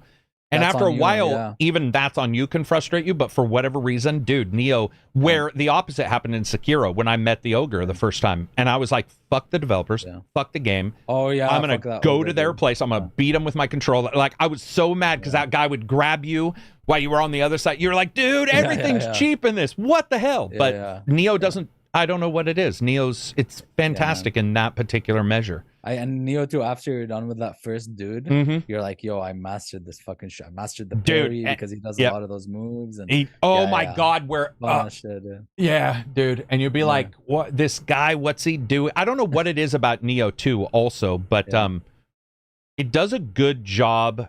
It does, even if you die earlier than your last death, which is more frustrating, I think, if you get good and you're still dying, but you're dying earlier, and you'll be like, are you kidding me? I didn't even get to the second wave. The first time I got him to 10%, and then now like 20 times. Why am I getting him to like 1%? Yeah, dude. Yeah. You can't get as far, and you're like, what? I don't know what it is about Neo, but it's just like, and it's not egotistical. That's the other thing about Neo is there's something egotistical where somebody's like, get better, bitch. Neo is like, something suggestive in all the moves and all the builds where it's like, oh, maybe try there, and it's not saying this more. It's just your brain is like, oh, well, maybe I should try. Maybe if I go into high stance here and low stance, yeah, for sure. Oh, and I also forgot freaking Armored Core, dude. Baltheus, I think it was his name. He fucked because he was like the first really hard boss in the game. And you know, there's a lot of people. Was that the boss everybody was mad about too on Twitter and shit? I think or Spider Boss. Yeah, a lot of people. They basically, there's the first tutorial boss that like filtered a bunch of people, and then the Baltheus filtered a bunch of other people, and then the Spider Boss. But no, in that game you do get frustrated because when you're getting hit by like barrages and missiles and ammo and shit, it frustrates you, but it's an amazing like the set pieces they do with these bosses. When you first see Baltheus and he comes and he has those rockets just flying out of him all in tandem and heading towards you, it's just a really cool. It's every anime a person's ever wanted to play. A mech anime for sure. You got the missiles. Somebody told me there's a name for this, but when the missiles spin around for no reason, missiles go straight. Okay. But in an anime, they're like Robotech, and I'm like, I don't know what that is, but I want more missiles that can aim. It looks awesome, and that happens in Armored Core multiple times. Your missiles, their missiles, they do crazy shit, and you're like, dude, that's so kinetic looking. Like it. I had some issues with that game, but overall, I did like it. I was pretty happy. Moving on from there, let's talk about Pete Hines. So Pete Hines retired. So I've never got a chance to talk or interact with Pete ever, now that I think about it. But it's interesting timing. It is, but I got to tell you, it's really also not, because I was looking. So Altman died, was a guy, like their premier guy, and he was like the one that Todd always went to. He's the one who he talked to him first about Starfield and all this stuff. Pete's your PR guy, but also he was the main guy there. ZeniMax guy, right? Or like the main Bethesda. And people were like, oh, was it because of the emails that were leaked where he was getting on Phil Spencer for exclusivity, blah, blah, blah. It's like, no. It seems to me that it was like, we've built this company I owned to this massive thing, and we've sold it, positive or negative. Now it's time to retire. I think people are so accustomed to non-retirement, where it's like, I'm retiring, but they show back up.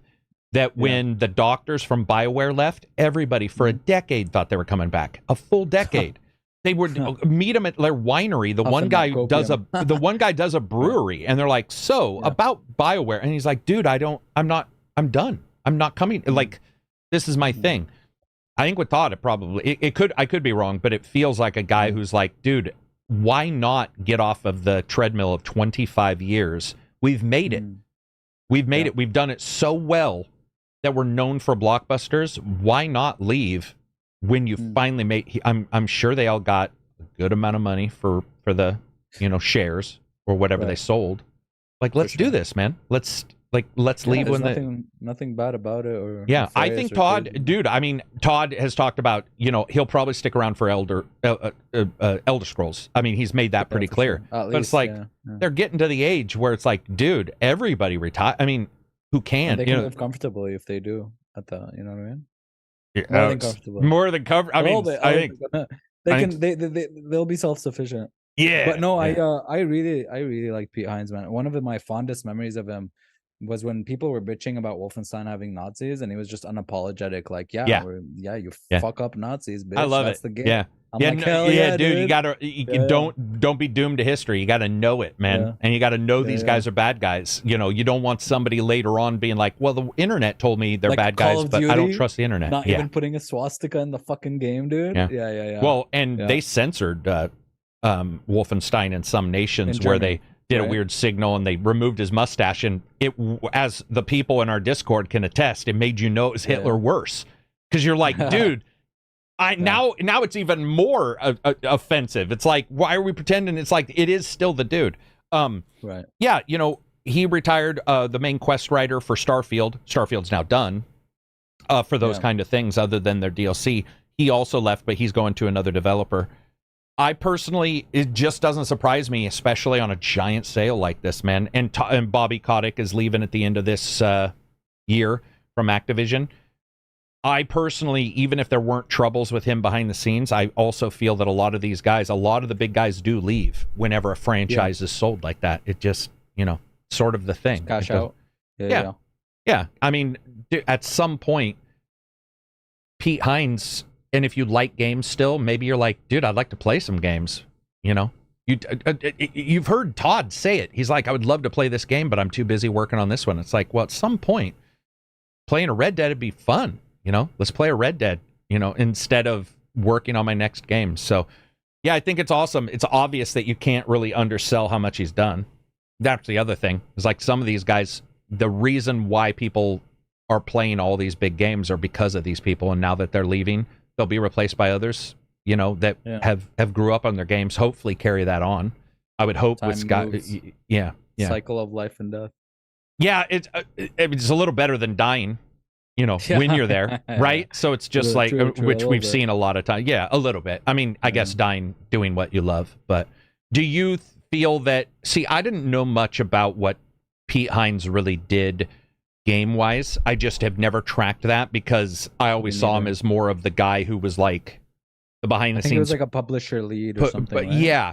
Yeah. So I never really knew what his touch was on games. But it'll be interesting to see how much... And it's obvious if somebody's a partner and they're in the power position somewhere else in a company. I don't know if you've ever had a friend, but if you have a friend in a power position in the company, there is an awesome team feeling where it's like, this person's got my back even if I'm not in a meeting. This person has the best interests of blah, blah, blah. So it'll be interesting to see who they put in there. But I bet you all their people are 25-year veterans anyway. Like Skyrim does, or Bethesda does not. Yeah, they do. Dude, their turnover is nil. Like there are a lot of people still there for it's a different than BioWare. Plus, they never got that big, like BGS themselves. Yeah, true. They never got too big. Yeah. People forget fighting DD Dog says people forget that devs have personal lives. Yeah, maybe a kid. Yeah, exactly. Like if you have children, I certainly know that if I had things pulling me aside, it would change what I was doing, and this is nothing compared to making a game. Kanivo says, how long do you think it will be until Spider-Man 2 comes to PS Plus? That's a good question. Probably a while, man. Probably a while. I think they're going to want to sell it. I'd say a year or something. Yeah, a year sounds doable. I think they've made it clear it's not going to be right away. By the way, West took 2 years, right? Yeah. Correct. I was also going to point out Jim Ryan's leaving. So it's like there are some big adjustments for all these companies. Yeah. I hope their customer service, but like they've been doing some very, very anti-consumer shit recently. So I don't know. Yeah, I don't know Jim Ryan's part in it. You know what I mean? Yeah, it had bad customer service when Jack Tretton was there. It's not. That's a Sony thing. It's just sort of a Sony thing. Next up, does Abzy like B movies as much as Karak? No. I don't even think I hear you ever talk about B movies. No, your bump is a shit. Yeah, I was just gonna say I like really good movies. Wow. Like I just like good. Wow, Good stuff. I mean, I like, if you mean B by like indie and shit, some of them are really, really good. You know what I mean? Or do you mean like B as in like B as raunchy, or like, or not raunchy? No, like no. B is like campy and made to be bad in a way. You know. Yeah, I'm not that huge into that. Yeah. I'm not the type of guy that like finds fun in like bad stuff, like bugs and shit. Like, oh, you know, the bugs are charming, I want them to stay there. You know, I'm not that type of person in general. You know what I mean? I like quality. Sorry, that sounded so fucking pompous, dude. Okay, listen, guys. All right, you can chastise me. What about Mortal Kombat 1995? Absy Sailor asks. Did you like that that movie? The original Mortal Kombat movie? Yeah, but I loved Mortal Kombat growing up though. And I guess I was watching a lot of cheesy shit growing up for sure, yeah. Turned Off says, I expected nothing less from a boring PC case owner. Motherfucker, just because I don't have RGB, all right? Yeah. You gotta love RGB if you like. I don't like RGB, man, and I love B movies. Style, all right? I'm a very nothing wrong with that. Dude, B movies are the greatest thing to ever exist. I still need to have other Joe on because he's a huge B movie fan, and yes, they are. Yeah. They are. I don't know how to describe it. Imagine the game that's a B game that you love because of its idiosyncrasies. That's what I love about B movies. Think about that. Where a AAA movie comes out and it's like everything, and they're amazing, by the way. Like, so Saving Private Ryan, right? They're amazing. But then when you have somebody say, let's make a movie about Abe Lincoln slaying vampires, to me that's like what that's a game. To me that's a game. Like that's a game idea. And then I see the movie, and a lot of times, man, they've got goofy kills and special effects that are weird, and it's magic. I can't describe to you the magic I feel when I'm watching Big Trouble in Little China. It is everything fun as a child, but for adults, well, and children. It's like, maybe I blame it on my ADHD, dude. I can't, if a movie isn't like, you know, firing on all cylinders in my brain, I just get bored so easily. I can't do like popcorn movies anymore. I mean, the most popcorn like what movie Transformers or something. Yeah, recently, no, I can't. Recently the most popcorn movie I've seen, where I don't think, but just because it was so well made, was Bullet Train. You know what I mean? That's like Bullet Train was fun. But by the way, just so you know, Bullet Train is technically everything about a B movie, but an A movie delivery with special effects. The direction was so good. But it is a B movie. Direction. I mean, just so you know, the campy, the humor, that is very close. Yeah, dude. It's so good, dude. Bullet Train is one of the most phenomenal. I mean, I remember seeing that on Netflix last, 6 months ago, and turning that on, and being so thankful that I had made the choice to watch it. It's almost like when you find a game that you think might not do well, and then you jump in, and you're like, oh my God, thank God I did Vampire. Yeah. The same thing happened with Bullet Train, where I was like, thank you, God, that I did this, because it was the most enjoyable 12 hours, because I watched it 4 times in a row. I just fucking started that thing over. I watched it, I started over. I was like, what? And the surprises with people showing up that you didn't expect. I didn't even know who the one character was, actor. I was like, oh my God. Like, oh yeah, so good. Watched Big Trouble a little month ago. It holds up well. Yes, it does. Would you consider Violent Night a B movie? Yeah, Violent Night's a B movie. Yeah, Tucker and Dale versus Evil's a B movie. Bullet Train is definitely a B movie with A-list actors. That's a good way of putting it, Mike. Yeah. Okay, I thought B movie's supposed to be bad. No, it's that they're a lot of times self-referential. They don't hold plot. A lot of times they have a lot of fanciful stuff. B movies are just a good way of saying that they could also be bad. It's a weird way of saying it. And it doesn't fit anymore. Just like we joke saying, what is B versus AA? What is it? B usually has a sense of humor, where AA is sometimes trying to be the same. Too seriously? Right. Liza P is like AA. Oh, like I love Zombieland, dude. Well, Zombieland is quite literally a B movie, just so you know. Like I love Zombieland. Yeah, but Zombieland is. I know. Like, B movie doesn't mean poorly made anymore. I think in the old days it was a little like spaghetti western, but now it's changed. Yeah, I do like B movies, dude. Yeah. Yeah, I get the good ones. Yeah, see, you're raising the bar until it gets back to A movies. You're like, man, I love B movies as long as they got Tom Hanks in them. But Well, Tom, I mean, that's a thing also is a lot of times you'll find actors like Brad Pitt was just talking about last night in a short Bullet Train. His stunt coordinator from all his movies is the one who directed it. And he said it was this awesome full circle that, like, the guy he got into acting or got into the movie business is now the one directing his favorite movie that he's ever worked in. And there's something really cool about that. But it's it is B-movie. Yeah, it really is B-movie with AAA actors. That is probably the best way to describe it. I think AA, B, and stuff are just bad. They're almost like a score of 7 versus 8. Like, who the fuck? I mean, at this point. Yeah, I listen, man. At this point, it's like if a game is $40, I'm gonna judge it like a $40 game. If a game is $60, I'm judging it as a $60 game. If a game is $20, you know what I mean? Yeah. I'm not. I don't.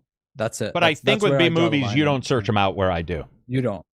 Oh, yeah. You don't search them out. Yeah, I'll search it out and be like, Abe Lincoln's slaying some vampires. That's a movie I want to see. And you're like, that is definitely not a movie I want to see. I appreciate like good direction most out of everything. I think like even more than story. I just love. Maybe that's why I love Remedy so much. I just like when directors do cool shit like some camp. Even like in Bullet Train, how they introduce the characters, stuff like that, like just wacky. I love that shit. Or Quentin Tarantino's like Western style like acts and shit. Well, let's be honest. Bullet Train steals a lot of Quentin's stuff, and Quentin stole a lot from other. So I think a lot of Quentin Tarantino movies are B movies. I mean, the honest truth is I mean, he's one of my favorite. Yeah, but a lot of the way the campiness and stuff, that's straight up B movie shit. And what I love about him is the stuff that special effects don't need to make sense. Blood doesn't need to make sense. There's a guy, Leonardo DiCaprio, shoots a guy straight down and he flies sideways. No one cares because they're like, it just looked cool when he flew. No one cared. It made no sense. And it's just like, whatever, you know? So, yeah. Next thing up, I want to talk about Halo Infinite. Holy shit. Did you see the AI thing that they did? The new AI pack? You showed me the Forge with AI. I didn't look too much into it, but that sounds like a brilliant fucking idea. There's videos of people already throwing like you can do all kinds of AI stuff in it. And what they've basically done is if there's something in the campaigns, can we make it available for somebody to do? And he said there's about 300 beats that they have in the campaign. They've got about 100 to 150 now into Forge. And the stuff I'm seeing is ridiculous, man. Like full, finally PvE, PV, two-person co-op, and not horde mode, not horde, but like you can almost make a campaign level now in Forge. That's and do cool. It's insanity, man. Again, I say it again and again, man. I'm always going to be excited for outlets for player creativity in games, man. Yep. Endless content, and it's just good for everybody. Yeah. Bullet Train felt very Smoking Aces. Smoking Aces is one of the best movies ever made. Fight me. So I agree with you. Smoking Aces is Bullet Train 10 years ago. Have you seen Smoking Aces with Ryan Reynolds? No, but it sounds like I should. That movie's wicked, man. Smoking Aces is like Bullet Train a lot. You would like it. It's got that style. Yeah. It's like something about it. Those are both phenomenal. But yeah, man, Halo Infinite, dude. I wish it's got its highest player count in 8 months, which is great. I wish it had done well right away because personally, I just feel like it'll bring people back, but you'll never, you just, what would No Man's Sky be if it was already No Man's Sky? It might be the most largest game of all time or what have you. But instead it's done well. Infinite, dude, the AI stuff is incredible. That's cool, man. Yeah, it is. It was one of the, I said, I don't know if I said that on the podcast, probably in the when we were talking. I was just testing a lot of games with my PC. Halo Infinite was one because on my old PC, Halo Infinite would stutter a lot. There was a lot of complaints about that, right? Yeah, and I kind of in the campaign at least, but I kind of downloaded it and tried it out, and I enjoyed it. I enjoyed what I played. The gunplay is very, very. They nailed that shit, dude. The gunplay in that game is amazing. Yeah, it's awesome. It's really good. Hush Al Ghul says, to be fair, it's $2 super chat. ACG likes Russian Avengers. I don't know what that means. He might be talking. Well, there's a Russian company that rips off all the superhero movies from us. So he may be meaning that, but I don't like it. That's hilarious. I thought it was funny, but I don't know if that's what he means. But yeah, there's a couple companies. Also, I don't know if you know this, but he was a major B actor for years. He was in Outsiders with Tom Cruise and a couple other people, he takes all movies and then makes a ripoff right away. So, for example, you have like Transformers. He made Transmorgifiers, and it's Okay. a B right. And he does it for. I don't know if he still does it, but it's made him his bones, his money for sure. So what he was doing was what's the one where Tom Cruise goes back in time all the time? He keeps switching. The great movie, Looper. The Loop. No, wait, that's not that's the other one. I can't remember. That's not Tom Cruise. That is not Tom Cruise, but it would be amazing if that was a Tom Cruise movie. No, that's the other sci-fi. But regardless, War of the Worlds. Nope, that's not it. Somebody's gonna pop off in chat. But this guy made a ripoff of it. Edge of Tomorrow. Oh, gotcha. And so he'll do like thin line of yesterday. So it'll be like the B movie title, but it's identical. And he was talking about it during the VCR days and DVD days with rentals. People would come in and Transformers would be checked out, but Transmorgifiers would be there. And he was making a killing on secondary pickups, almost like we do with games where you're like, I played Halo, what's somewhat like Halo, and then you find Brute Force, which, by the way, if you did, that's sad because Brute Force sucks, but you would still you'd find that knockoff is what it's called, or knock on. Edge of Tomorrow, thanks guys, definitely. That game was good, or that movie was good. Edge of Tomorrow, man, I like Tom Cruise's movie. What? Yeah. You haven't seen That sounds like a thing I'd like, though, because I like time travel and loopy shit. I like Groundhog Day stuff. Dude, what do you do with your time if you're not watching B movies like I am? You haven't seen that? What? I do a lot Did you of watch things, Mission man. Impossible? Which one? I watched the second, first, third. What's the one with the Birds? Birds in Slow Motion is 2. 3 is I Put a Bomb in Your Head. That one I watched. The guy unfortunately passed away. 4 is the one where I believe they go to Shanghai. No, that would be 2. 3 is the one with his wife. I thought 3 was phenomenal. Yeah. Mission Impossible 3 was the last one I watched. I really liked it, but I never watched anything after that. Also Fast and Furious, I think 3 was the last one I watched there too. Yeah, I think Mission Impossible versus Fast and Furious. Mission Impossible makes more sense to watch the new ones because they're full movies where there's nothing wrong with Fast and Furious, obviously. Right. You know, it's a bajillion, it's like the biggest franchise of all time. But it's more just like, how do we get a car into space each movie? You know, it's just sort of weird. Yeah. So anyway, back to Halo Infinite. Yeah, dude, it's awesome to see this. I'm happy to see what they do. I would like to see what Halo Infinite 2 is going to do. Are they going to make a multiplayer? I personally believe it won't be separated again. I think that was a bad decision on their part, separating multiplayer and single player. Because when you're selling the single player, it was a bad decision. It's almost like the DLC that we talked about for Valhalla. If Mirage has been DLC, you could have packaged it, done a couple things, and Halo Plus, I love the way unlocks worked way more back in the older Halos, where you work towards the unlocks and unlock pieces of armor and stuff, and then the battle pass thing just was very bad. I don't know if they fixed that, but it was fucking terrible. It's hard too because you grab yourself Infinite and you're like, oh, there's some multiplayer, but there's a single. I'll just play a single player, and then by the time you think about it, it's like, oh, it's off to the side versus just being there like the original Halo. Yeah. Josh L, $2 super chat. What's up, Josh? Snakes on a Plane is a B movie with an A budget. Yeah, Snakes on a Plane. There's motherfucking snakes on a plane. Did you ever see that? Oh, was it? Samuel L. Jackson? That's definitely a B movie. Yeah. Dude. I mean, I've seen. I mean, you can say every fucking comedy movie is a B movie, no? No. That's the difference. So usually it depends on the comedy type, but you get like Dumb and Dumber, where it's just overtly comedy and no one would ever. And what usually happens with B movies is there's an attempt at reality. It's just altered beyond. Okay. But again, it used to mean budget. It doesn't mean anything now. We just use it as a term. There's this one. I loved Hot Shots. Oh, dude, yeah, man. Charlie Sheen. Hot Shots was so good. Hot Shots was so good, man. Yeah, dude. And Hot Shots Part Duel. Yeah, dude. Hot Shots was my jam, man. And by the way, his girlfriend in that. I watched it so many times. 2 in particular. I watched the sequel a lot. Yeah, of times. Did you do Naked Gun then, or were those before your time? Yeah, I loved Naked Gun. Naked Gun. I liked Scary Movie. Oh yeah, Scary Movie's them, awesome. Dude. All the parodies, they don't do them anymore, dude. They don't do them like they used to. No, Naked Gun was the first time I ever heard my dad laugh. And I remember he pulled over his truck on the way home because he was laughing so hard he couldn't drive. Airplane 2. It was such a cool sound to hear my dad laugh because he wasn't that funny of a guy. I mean, he is, but he's not like that. Movies don't strike him. And I remember Leslie Nielsen hit with some people.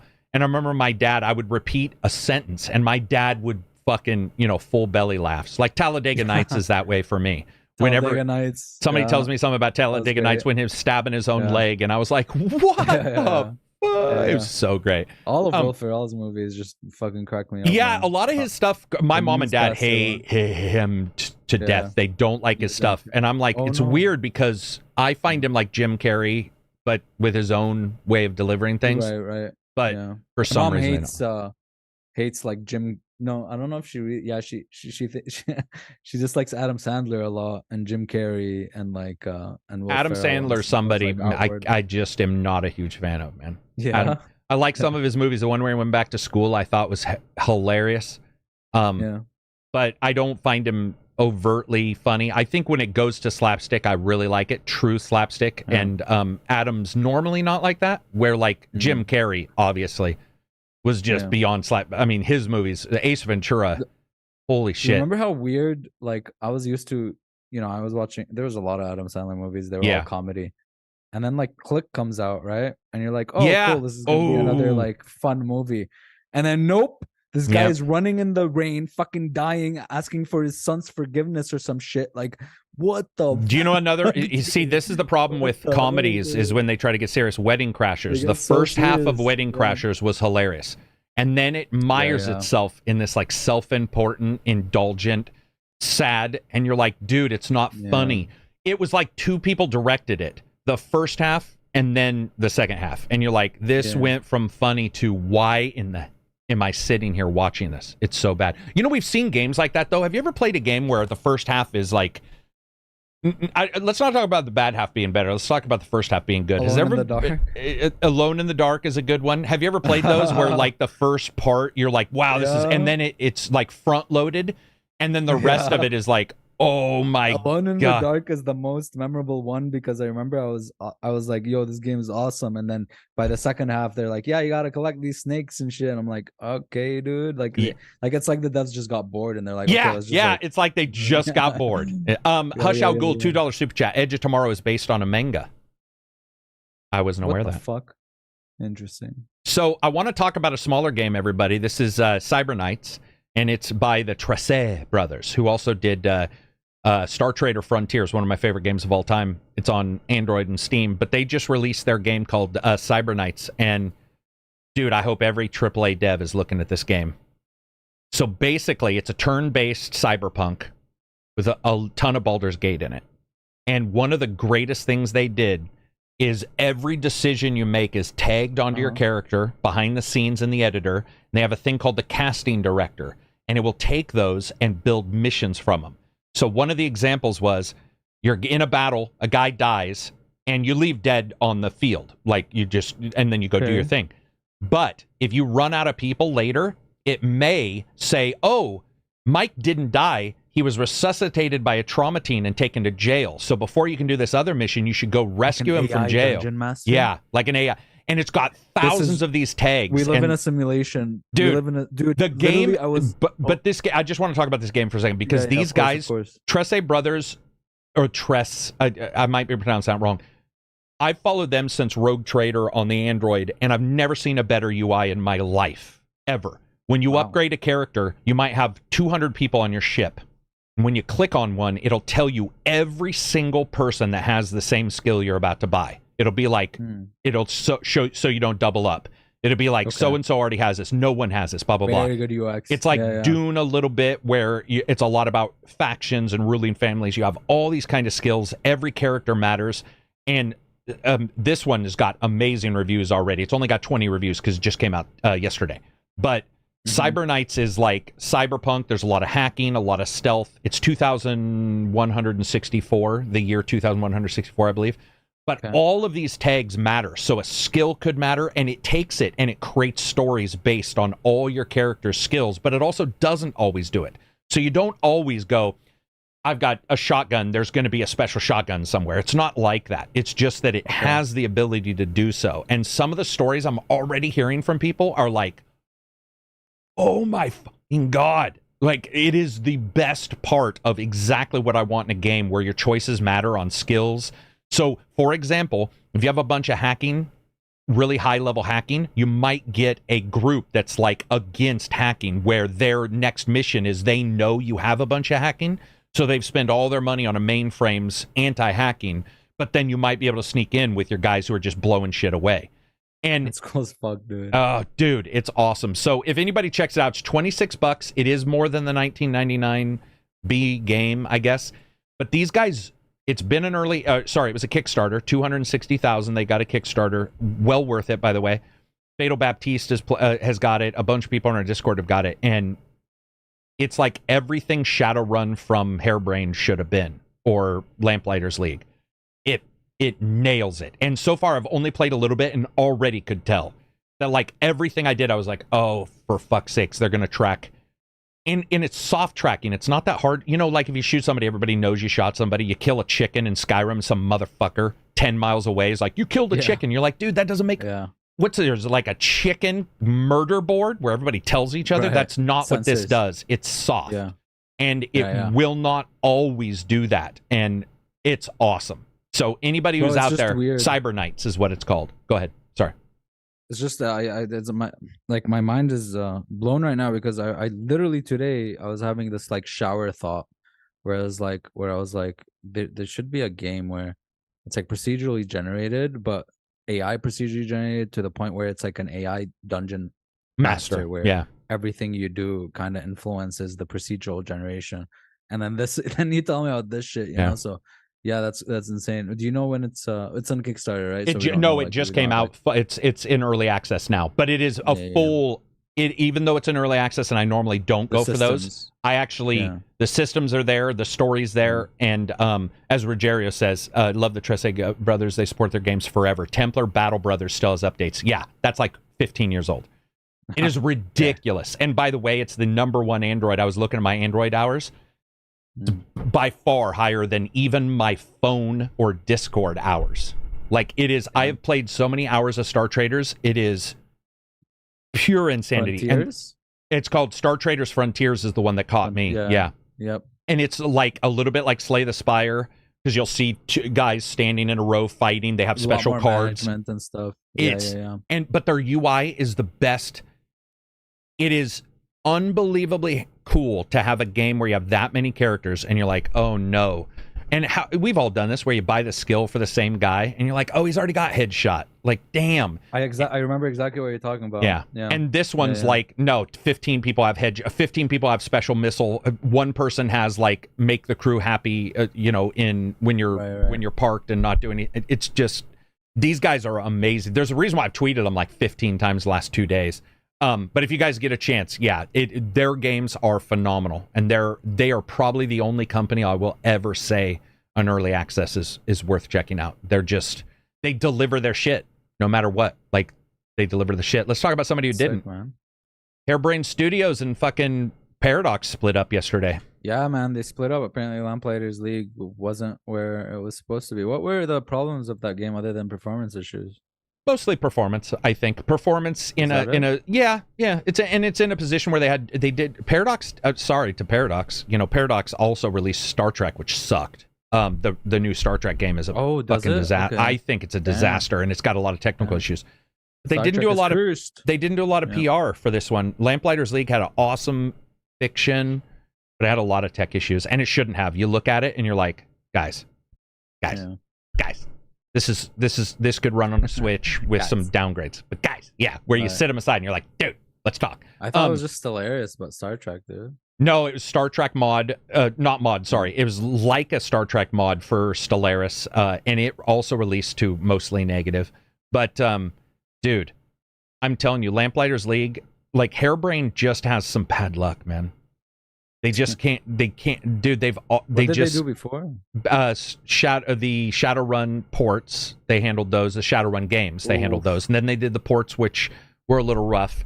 They did BattleTech, They did do the BattleTech game, which is pretty up to snow, or mech BattleTech. Yeah, but I remember it releasing with pretty bad optimization. Harebrained, it's so funny because a ex-developer posted on 4chan, I believe, or a forum, and he said, even though I'm against everybody working for a big company, I wish Microsoft would step forward with BattleTech and just give them the license, because Microsoft owns it, and because he liked working at Harebrained. And it does feel like Harebrained makes some bad choices, man. I don't know what it is. I don't know.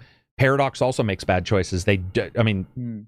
Paradox has tons of DLC for some of their games. Look at Stellaris. You just get nickel and dimed. And I love Stellaris. But come on. Stellaris, it's not Roller Coaster Tycoon bad, but what'd you guys think of Harebrained having those tech issues when they already had experience with BattleTech?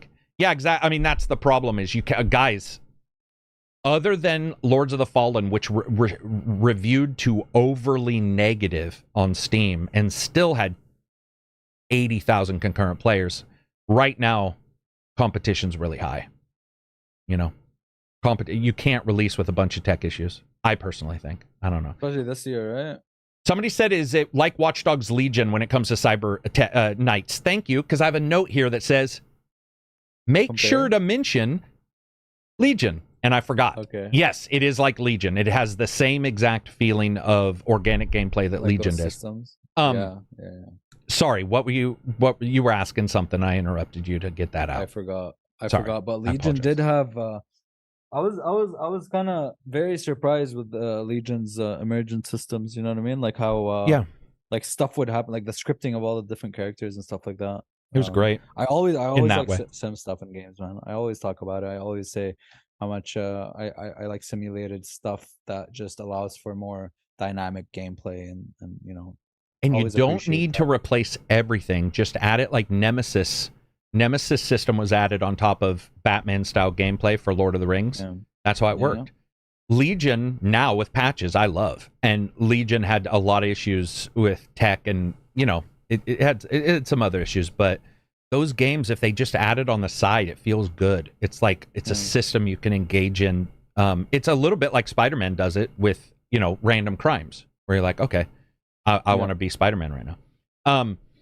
What do you think about Lords of the Fallen, man? Reviews to middling reviews. There's a lot of people who don't like it. A lot of people do, but mostly negative on Steam. Yet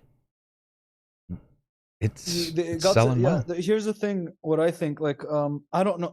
It's very scary when a game that's focused on Souls-like combat like that, or melee combat in general, or any combat. Like when a game is focused on the combat port of it, it's a Souls-like, right? I get very wary when it's mixed reviews, more so than other types of games, because when something doesn't hit right, it really bugs me, dude. Like I can't go through, even no matter how much I'm interested. Like I'm very interested in the world of Lords of the Fallen. I'm very interested in exploring that world, but whenever I hear issues about like combat animations and sound and stuff like that, like I have been seeing from the trailers, that I can't deal with that, man. I can't. I tried a bunch of times.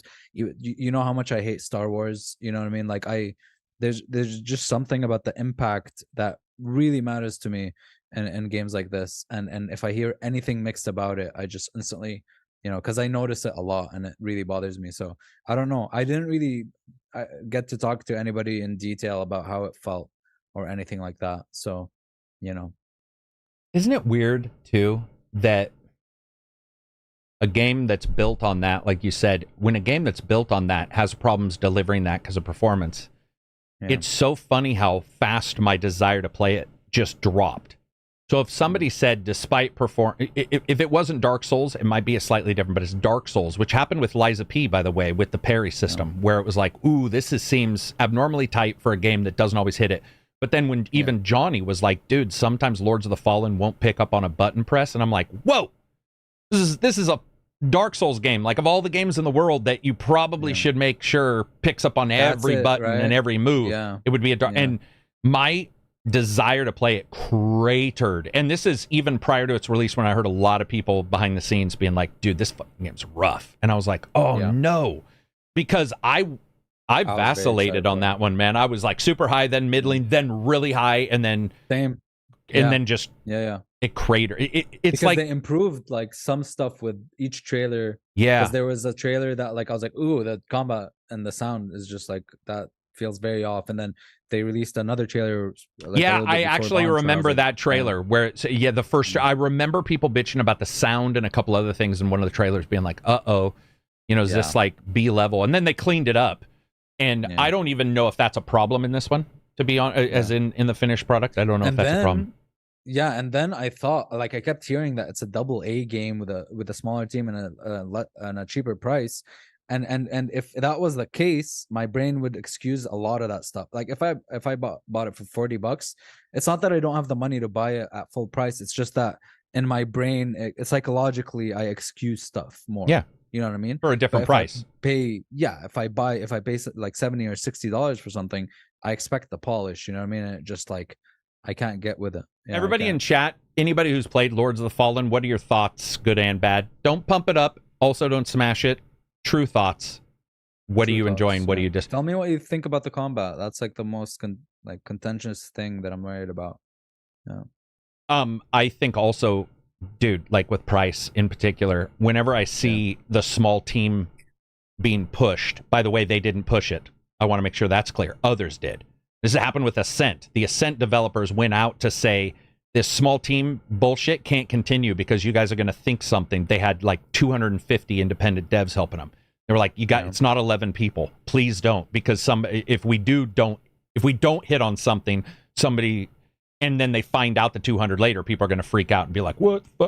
Typical social media. But these guys were posting 500 or 400 developers, all this kind of stuff, and it is that price where psychologically, we joked about we want to see a $120 game, because what would that look like? And especially if we have like Red Dead, what would that look like at $120? It would have to be phenomenal. And at 40, it can be a little less. And when it's full price, you start looking at it going, dude, you guys got to bring somewhat of your A game here. I mean, price matters. Yep. If you want to claim it's like a AA, it's got to be priced accordingly. Necro says really enjoying it, other than beginning areas, and he says he hasn't had performance issues. What always disturbs me about this is everybody's having performance issues. So, by the way, I'm not saying Necro didn't. What I'm saying is I always wonder, is it a person not noticing it, or is it a certain PCs with very particular hardware that are not getting it? Because that's happened to me in a review, or for a sure. Software thing or some hardware acceleration I've thing. been on the opposite side where I'm like, dude, this game ran like butter. And then other people are like, dude, it ran like shit. And I'm like, what the hell? I don't even have the most powerful system. How is yours having... Yeah. Absy, I agree about 40. You cut them some slack. Santiago asks about Robocop. We'll talk about that in a second. Josh L, $10 super chat. Yo, dudes, do you guys find it odd that the video game industry is worth 160 billion, film industry is worth 20 billion, but video games don't seem to have the same cultural respect or influence as movies? Okay, this is my true answer. I don't agree with that. Yeah, I don't. I think games are so popular and so culturally accepted now that we have TV shows, movies. He may mean friend groups where you got that friend who's like, games, whatever. Mm-hmm. But I've had people say that about B movies. You just did. I don't get that anymore, though. You just gave me shit for B movies. So I don't get that anymore, though. Movies, not so much, I feel like are rarer. Obviously, they're rarer than TV shows, but out and about when I go to parties or gatherings or talk to people or whatever, there's no more like, oh, you're a gamer. I don't know. A lot of people, if I meet another guy now with a girl, it's different. Like that's less so of a chance, but with a guy, like 9 times out of 10, even if it's just FIFA, right? Okay, let's put FIFA aside. That's a good point. 9 times out of 10 people play like even more than that, like 99% of the time I find something like people play a lot. The gaming a lot of people are gamers. Maybe it's where I live or something, but I just don't feel that cultural stigma or whatever the fuck. Yeah, I don't really. Now, admittedly, I'm pretty open about what I do, so it's like nobody's gonna. I mean, unless you want to hear me bitch at you for 45 minutes, nobody's gonna be like, games are stupid. I'd be like, all right, let's sit down and let me school you on that. But for the most part, that's gone. It used to be around, but I know for me, when a good game comes out, I mean, you have movie produce. For example, when Post Malone is eating fucking hot wings and randomly says Dark Souls or drops a boss name of Elden Ring. Like, fuck yeah, I'm gonna play Starfield. Yeah, or he said something like, it's like Melina or whatever. And by the way, doesn't try to explain himself. What happens is it doesn't take long before that translates to everybody else. And it's been going on for quite a while. Yeah, and we see a lot of people trying to get, like Terry Crews building his PC and all that shit, and made it this whole event, and a lot of people are Poe or whatever, the female like actress from Peripheral, like talks about games all the time. Yeah. So I think it could happen, but I think that the majority it's nowhere near what it was. I think especially like post-COVID, it's gone up by so much, dude. That absolutely could be a thing that during that time people started to look at other forms. Of actors and singers, like the dude from Silicon Valley is like a Twitch streamer now, and he plays all sorts of games, like every fucking game that comes out. A lot of people. Necro wanted to correct something. He said, sorry, I did have performance issues in the beginning area before you got to the hub, but then did not after that. Okay, that makes sense. Interesting. Okay. Yeah. Cool. Ravno says, respect is different than fans or popularity. Yes, but you can't have respect without fans or popularity. You have to have a fan if they respect you, even one. Like they are intrinsically tied together. The person carries the lack of it or the respect. So it's all connected. I also think it has to do with the respect people have around you. If somebody's a disrespectful POS, then they may disrespect whatever it is. But it's like, if that's your friend, that's on you. Sorry. You have to sort of control your friends, too. We got more Hollywood actors in games. I guess I'm around too many people that don't play games, Josh says. That is possible. I mean, so let me give you... I agree with this in one way. When my last job, where Cadiz and Vanzelwell worked, when I got there, I was from a steelworking town, a fisherman town, and all of them were double doctorates, educated. And so when I talked even about karate, you could see people going, violent. So my boss happened to know video games. He didn't talk about them a lot, but he also was into Brazilian jiu-jitsu. So it took one conversation in front of others, and he probably did it on purpose. I don't know. But he had a very open conversation with me about it, and everybody in the room was like, okay, I get it. So sometimes it could just be that group. I mean, and it was a harsh group. I remember getting there and even hearing them talking about how I talked. Because, for example, if somebody messed up, they'd be like, well, let's look at an improving blah, blah, blah. And I'd be like, dude, you fucked up, man. That's fucked. You can't do that. Or I'd be like, I fucked up. And people in the business room would be like, what the shit, man? They drop fuck in other ways, but they wouldn't like point at something and say that is screwed up or that is wrong. And then after a while, people got accustomed to it. I probably made the job worse. Who knows? But I think that you've worked at those companies, highfalutin, pinky up. You go into it and like Captain Holt's friends and his husband's right. Friends. You're right. His husband's friends. You have to know when the pinky's going to be up and if it's worth it to also adjust yourself. And I think sometimes in the business world it definitely is. In real life, less so. I just think we've slingshotted back to like, not only do people not criticize you for playing it, there's a lot of especially girls that like pose as gamers and shit, right? To like there's a lot of people that like just genuinely just want to be a part of that or conform to that part even though they don't play games. Listen to this, Absy, this is awesome. Bramo says, when Whoopi Goldberg raged about Diablo 4 not being on Mac. Yeah, there you go. Yeah, that's crazy, man. Dude, isn't that a mind screw? Whoopi Goldberg of all people? Like, Whoopi fucking Goldberg, dude. Yeah, I remember that. Yo, is Ellen still around, dude? Is who? Like the Ellen DeGeneres. Like, does the Ellen I believe she retired, right? I believe she did. She? Okay. I believe like last season was her last. I could be wrong on that. I don't. What about Oprah? Oprah does that view, man, which is like, imagine if you get like the 7 crotchetiest book group people you could possibly imagine and put mics in front of them. Yeah, I make a lot of jokes about them in reviews. I'm just like, dude, that's like gamers that, on Twitter where you're like, shut. Oh God, I hate. Dude, I've heard them talk before and I'm like, wow. Or sometimes, I believe even Terry Crews got on him one time, because that's one thing that you'll get an actor correcting somebody, and it's sort of sometimes I think staged, where they're like, look how cool I am. I'm going to correct the mouthpiece. But a lot of times, in that particular element, when you have a bunch of people who are aged out of gaming, it can probably be difficult. Whoopi Goldberg is obviously a gamer if she knew enough to bitch about Diablo 4. Speaking of Diablo 4, what the hell do we know? It got delayed for a small amount of time. A couple hours, they found right? like an issue with it, yeah. But it just pissed me off, like seeing the replies to that, because like it's like lose if you do, like it's just like you're doomed if you do, doomed if you don't, right? You're damned if you do, damned if you don't. Like what are they supposed to do if they find a fucking issue, dude?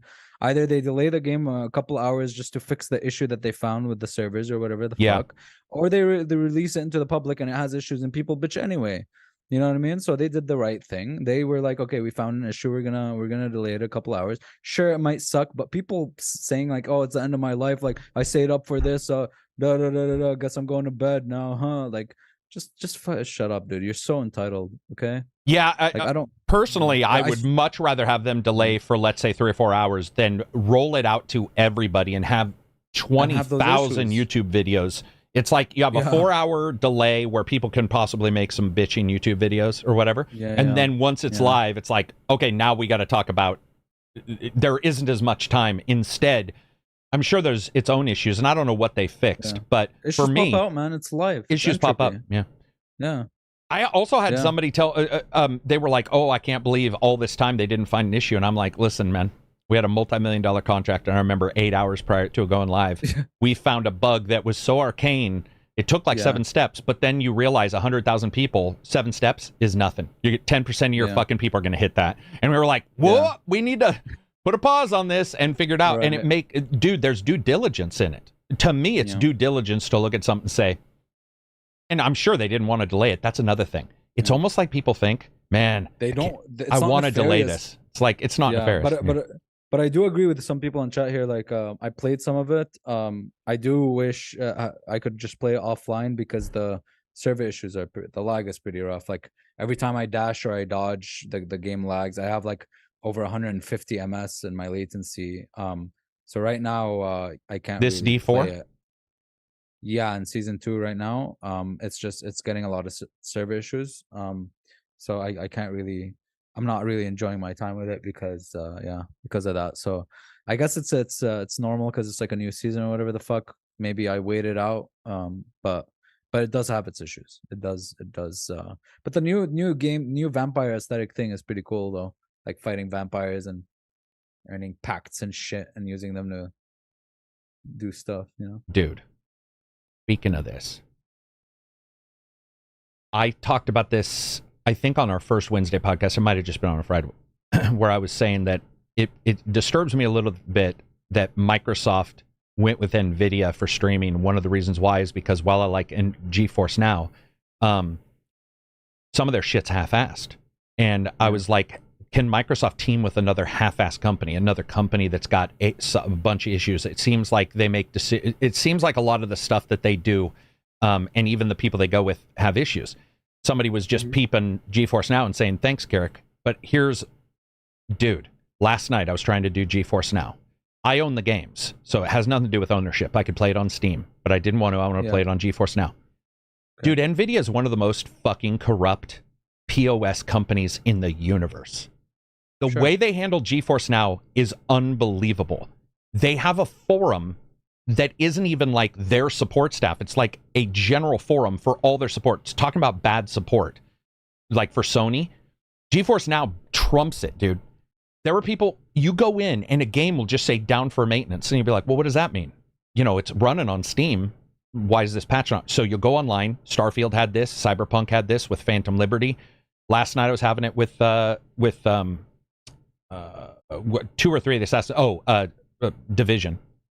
And you'll post onto their forums. They'll just delete it. They just delete it. You'll be like, hey, I'm having an issue with Division. It says I'm not connected to the net, but I obviously am. You know, I went and checked. It plays on Uplay Connect, blah, blah, blah. It's a GeForce issue. They just delete it. They'll just be like, delete your complaint. Delete your complaint. You go in there. That's funny. People will answer shit, and it's that stuff you and I've joked about, where it's like, have you turned it off and on? And GeForce Now will charge you this amount, and you'll go in, and there'll be like 10 games down for maintenance. And you'll be like, why is this down for maintenance? Some games have been down for like 6 weeks, by the way. It's not a small amount of time. And I love it, but at the same time, I'm like, the idea of Microsoft teaming with another company to handle some of their streaming for Game Pass stuff disturbs the fuck out of me, because they had an issue with Cyberpunk, biggest game, technically one of the biggest games ever released, even though it had issues. Phantom Liberty had issues, Starfield had issues. And it's like, do we want another day and date issue where it's like you can't get online? And by the way, it's a streaming service. That's all they do. That's all they do. That's what, I mean, GeForce Now, that's all it does. It's just streaming. They can't even get that right. So while you guys hear me in chat always pumping up GeForce, be aware. NVIDIA itself, I just think, is absolutely the scarier thing with like the online stuff. The scarier thing with the online stuff is not if you personally lose, internet or whatever, or your internet's down. Or the scarier thing is like a server strain and server issues, and we've seen up until now, like, server stuff is really, really complicated and difficult. Network issues are super they're not the same because every game, every build is different, every interface is different, every environment is different. You're always going to get problems no matter what. It's going to be the year 2040 and you're still going to get server issues. It's not because just buy more servers. There's like a lot that goes to it, and that's the worst thing about like always online stuff. Yeah, and that's another thing. I was playing Division, which technically I was doing it by myself, so I don't even need the matchmaking part, but it wasn't even going to that. It was just like, you're disconnecting. You're like, fuck, I am. It's working when I go to Uplay. I just want to lay in bed and do this. And I don't want to get into that because it's not about the owning thing, because I do own it. It's just about that service costs me $19 a month, and I'm sitting here saying it's good, but at the same time, just like everything, I feel like there's a caveat for everything now. Like, it is good when it works, and you're like, well, what's good when it never works? Nothing. Like, what the like doesn't even make sense from a logical standpoint. Of course, it's good if it works and is good, but if it's not working, it's never fucking good. It's good when it's good, Yeah, it's good when it's good. And the thing with GeForce Now, man, I'm like, oh man, their bit rate's better than Xbox, blah blah blah. But guess what? I tried to play Division on Xbox and it worked, and I was like, well, technically, it's good on Xbox right now. Good on Xbox Live. It just pisses me off, man, because it's just like, that's their service. It always makes me madder when it's like their thing and they screw that up. If they're a big company and they handle, and admittedly, NVIDIA does handle a bunch of stuff, but you're also selling me the service to stream at any time. Even if the internet's bad, that's one thing. But if your servers can't even figure out if you're online or not, that's another thing. That's on you. Yeah, exactly. And when I see maintenance down and I go into GeForce, by the way, the Reddit, of course, it's Reddit. But I went into the GeForce Now Reddit, and it was just nothing but problems. I was like, shit. Oh, by the way, man, did you see Sunshine and Moonlight? Sunshine added AV1 encoding, man. They've done... Wait, what's Sunshine, dude? Sunshine is the version of Moonlight that used to work on everything, but now they had to switch it because they're the streaming service for at home. So you have your PC running, you can use your 49, any NVIDIA card can stream directly to any handheld in your house. And so Sunshine, it can stream anything. Your desktop, OBS. You just download Sunshine, it's free. And then you download on your PC. Sunshine is your server, basically. Okay. And then you set it up with its encoding. You can use your Intel. You can even use your onboard GPU. It's that good. But you can use whatever. Okay. And then you just lay down in bed and stream directly to your G Cloud. On like my phone or something? Yeah. Anything. Because it's just an Android thing. Yeah. Yeah. It's awesome. Yeah. Sunshine and Moonlight I use 80% of the time. The rest is GeForce Now. Why are you talking about the sun and the moon, dude? Because that's their names. They're weird names. Sunshine is the server that replaced NVIDIA's G Stream that they used to use, or whatever it was called, in-house streaming. Sunshine is a team of international astronauts. No, type in Sunshine Moon Sunshine streaming service. Oh shit, dude! Oh, there we go. The GitHub self-hosted game stream. Yo, let's go, dude. I want to try some of that shit. Yeah, so you can use... I use my G Cloud, and it streams. You're talking like 12 ms tops for your millisecond turnaround. You can So I stream everything. Is this the first I've ever heard? You've never talked about you this. Absolutely have heard it on the podcast. You probably, like you told us earlier, if you're bored, you ignore us. No, stop doing that. No, we've talked about it, dude. Reg and I have talked about this. I don't ignore you, man. You just said it in the last podcast. You stated... stated you did. Don't try. Don't back up. No, I don't. Everything is in my subconscious. Okay, my subconscious is like. Well, your subconscious did not remember Sunshine, but it's a screwed up name because, by the way, I mess it up all the time. I used to call it Moonbeam because it made more sense, like a beam of data, but it was Moonlight. Yeah, so you get this running on your PC. So what the fuck is Moonlight? If it is Sunshine? The app on your PC on your Android phone that picks up Sunshine's. So Moonlight picks up Sunshine. Mm-hmm. Exactly. It's fucked up, isn't motherfucker. It? Yeah. All right. Well, I'll try it. Yeah, dude, it's incredible though. You can stream anything, and now there's ways to have it stream remotely. So when I go to my parents' house, I can have Sunshine running on the PC and stream it, and it'll think I'm at my house. Pretty insane stuff. How is latency? Like, what do I need to get good latency for something like that? All you have to do is make sure that you set the refresh rates the same. That's usually so. I'll turn my monitor to 60, even though it does 144. I just go into the NVIDIA panel, turn it to 60, and then VSync off usually works better. But you can adjust it, and the cool thing is you press one button, and it gives you all the stats while you're playing. So you can press like Control S or something, and it'll show you turnaround. It'll show you if your encoder on one or the other devices is slow. Interesting. Yep. It's awesome. Like the Wi-Fi. I don't know. Doesn't Wi-Fi cause issues with latency? Like the Wi-Fi to my phone. If you're at your house, it's much better than if you are also going across the net. And what I've noticed is I have a very good 6 router that is only for VR and streaming devices. I have one channel that's set aside called that. So whenever I switch and I want to stream using Sunshine, I just switch to this one very particular channel. That's what I found is usually the best. But I do Wi-Fi for everything when it comes to in-bed streaming. It's always Wi-Fi. And I just never it works great. Do that. Yeah. Do you have 5E? I'm not in this world. In your router? Yeah. Then you're fine. Yeah. Then you're fine. The best bet you could do is just make sure all your phones and shit are on one channel. You know, if you have like a 2-channel router, throw everything on one channel and then just do the G deck or whatever you're going to use, or your phone that you're going to stream to. Just make sure it's on a different channel, and there's a higher chance of you not. It'd be cool, man. Like, since I have a good GPU now, it'd be cool to see like a fucking Path J Cyberpunk like on my phone or something. You know what I mean? Like, well, that's what I was talking about with the G Cloud device from Logitech. I mean, that thing's running at 4K, everything maxed, and I'm playing in bed, and it's just like, dude, this is insanity. And I have I have the Switch hacked, so it can do it too. And on the Switch, you just stream everything. I returned my gaming laptop. I refunded it because I don't need it, but I decided I think I want to get a handheld, and I'm waiting to see. Did the Lenovo come out yet? The Lenovo Go or whatever the fuck? I've talked to people with hands on it though.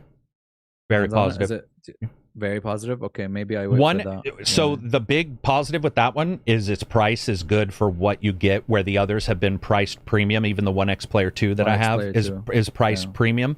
This is not. I will say that the best part of it, you might not like this, is that I was joking saying I'm doing curls at 3 a.m. not because I want to get bigger. It's because I want to lift the One X Player 2. It's pretty heavy. So is the Legion. Neither one of them are light. I will admit that. Yeah. They're about double what a Switch is. I'm very opposite with that because I feel because it feels robust. I like heavy shit. Yeah, it feels like, whoa, dude, I have this thing in my hand. The Legion is also 8.8-inch screen. Plastic, and I got to tell you, the One X Player Pro 8.4, I do like it better. And it comes with the glasses, right? That like you can get glasses for them. It doesn't come with it for the same price, obviously, because they're only $6.99, which in the handheld world is not expensive. And it also works like a Switch, like you could like dock it, right, and then take out the controllers and shit. That seems pretty cool, man. Cool. I like all. Or I just wait for Switch 2, dude. Well, yeah, but Switch will. So here's the thing, dude. Yeah, I can't explain. So last night I was playing Division doing this. I was using Sunshine because GeForce wasn't working, and Switch will never look that good. So I was running Division at 1080p because that's my screen. But then remember, all Ubisoft games allow you to turn the resolution up to 200%. So I had everything maxed. I had it on 200% resolution. I was playing on a handheld and just roasting people. And it was just like, dude, this is next. This is like the future. And I'm sure it pisses off my wife because it'll be like 3 a.m. and I'm still on there, and I've got to wake up in 45 minutes, and I'm just like playing. It's awesome. Yeah. But you and I were not. I think we talked about this. Maybe I know Reg and I are this way. It depends on what you do. Like I don't play on the shitter. I don't even believe in it. I don't bring the system. So if you're a dumper fan where you're 30 minutes on your phone in the dumper, then you could play in the dumper too. Oh, are you? See, I'm not. I like to chill in the dump. Do you? Man, not me. Work, yeah. Okay, well there you go. Yeah, at work, you're playing your I don't know, man. I it's like a moment of peace. Me and myself and I taking a shit, excreting stuff, and looking at random reels and shit on Instagram, you know what I mean? So I used to do Stardew Valley. That was my shitter game all the time. Well, and that's one big bonus with Sunshine is that it can stream any game where GeForce Now has its library. Xbox has a library. If you own the game and you've got it running on your PC, you can do any movies. Like sometimes I'm like, oh, I don't want to stream a movie. VLC player might crap out in the middle of streaming a movie from my hard drive, so I'll have Sunshine running and you just push a button and it works. It's phenomenal, and it's so mind-blowing it's free, and that they added AV1 before most other streaming companies have. So he just patched it yesterday. When I was in bed I read it and people were like, AV1, like that's nuts. So your card has it, mine does. Only the more advanced NVIDIA cards and AMD cards have it, but it means lower bit rate too. So that means you can look even better with lower bit rate, which means a less chance of your Wi-Fi fucking up. It's just it's I read up on it a little bit actually when I was deciding to purchase my card. Yeah, and it's pretty cool, man. Yeah. The Division has some great shootouts. Rogerio says, "I'm a dumper gamer, but for relaxing games like Dark Souls, I'm a dumper." How do you poop? Dark Souls will sure. How do you poop? Unconstipate you. how do you, oh, okay, I got you. How do I poop? I mean, how would you poop and play Dark Souls? I'd tense up. I would never be able to go to the bathroom. I'd be like, oh shit.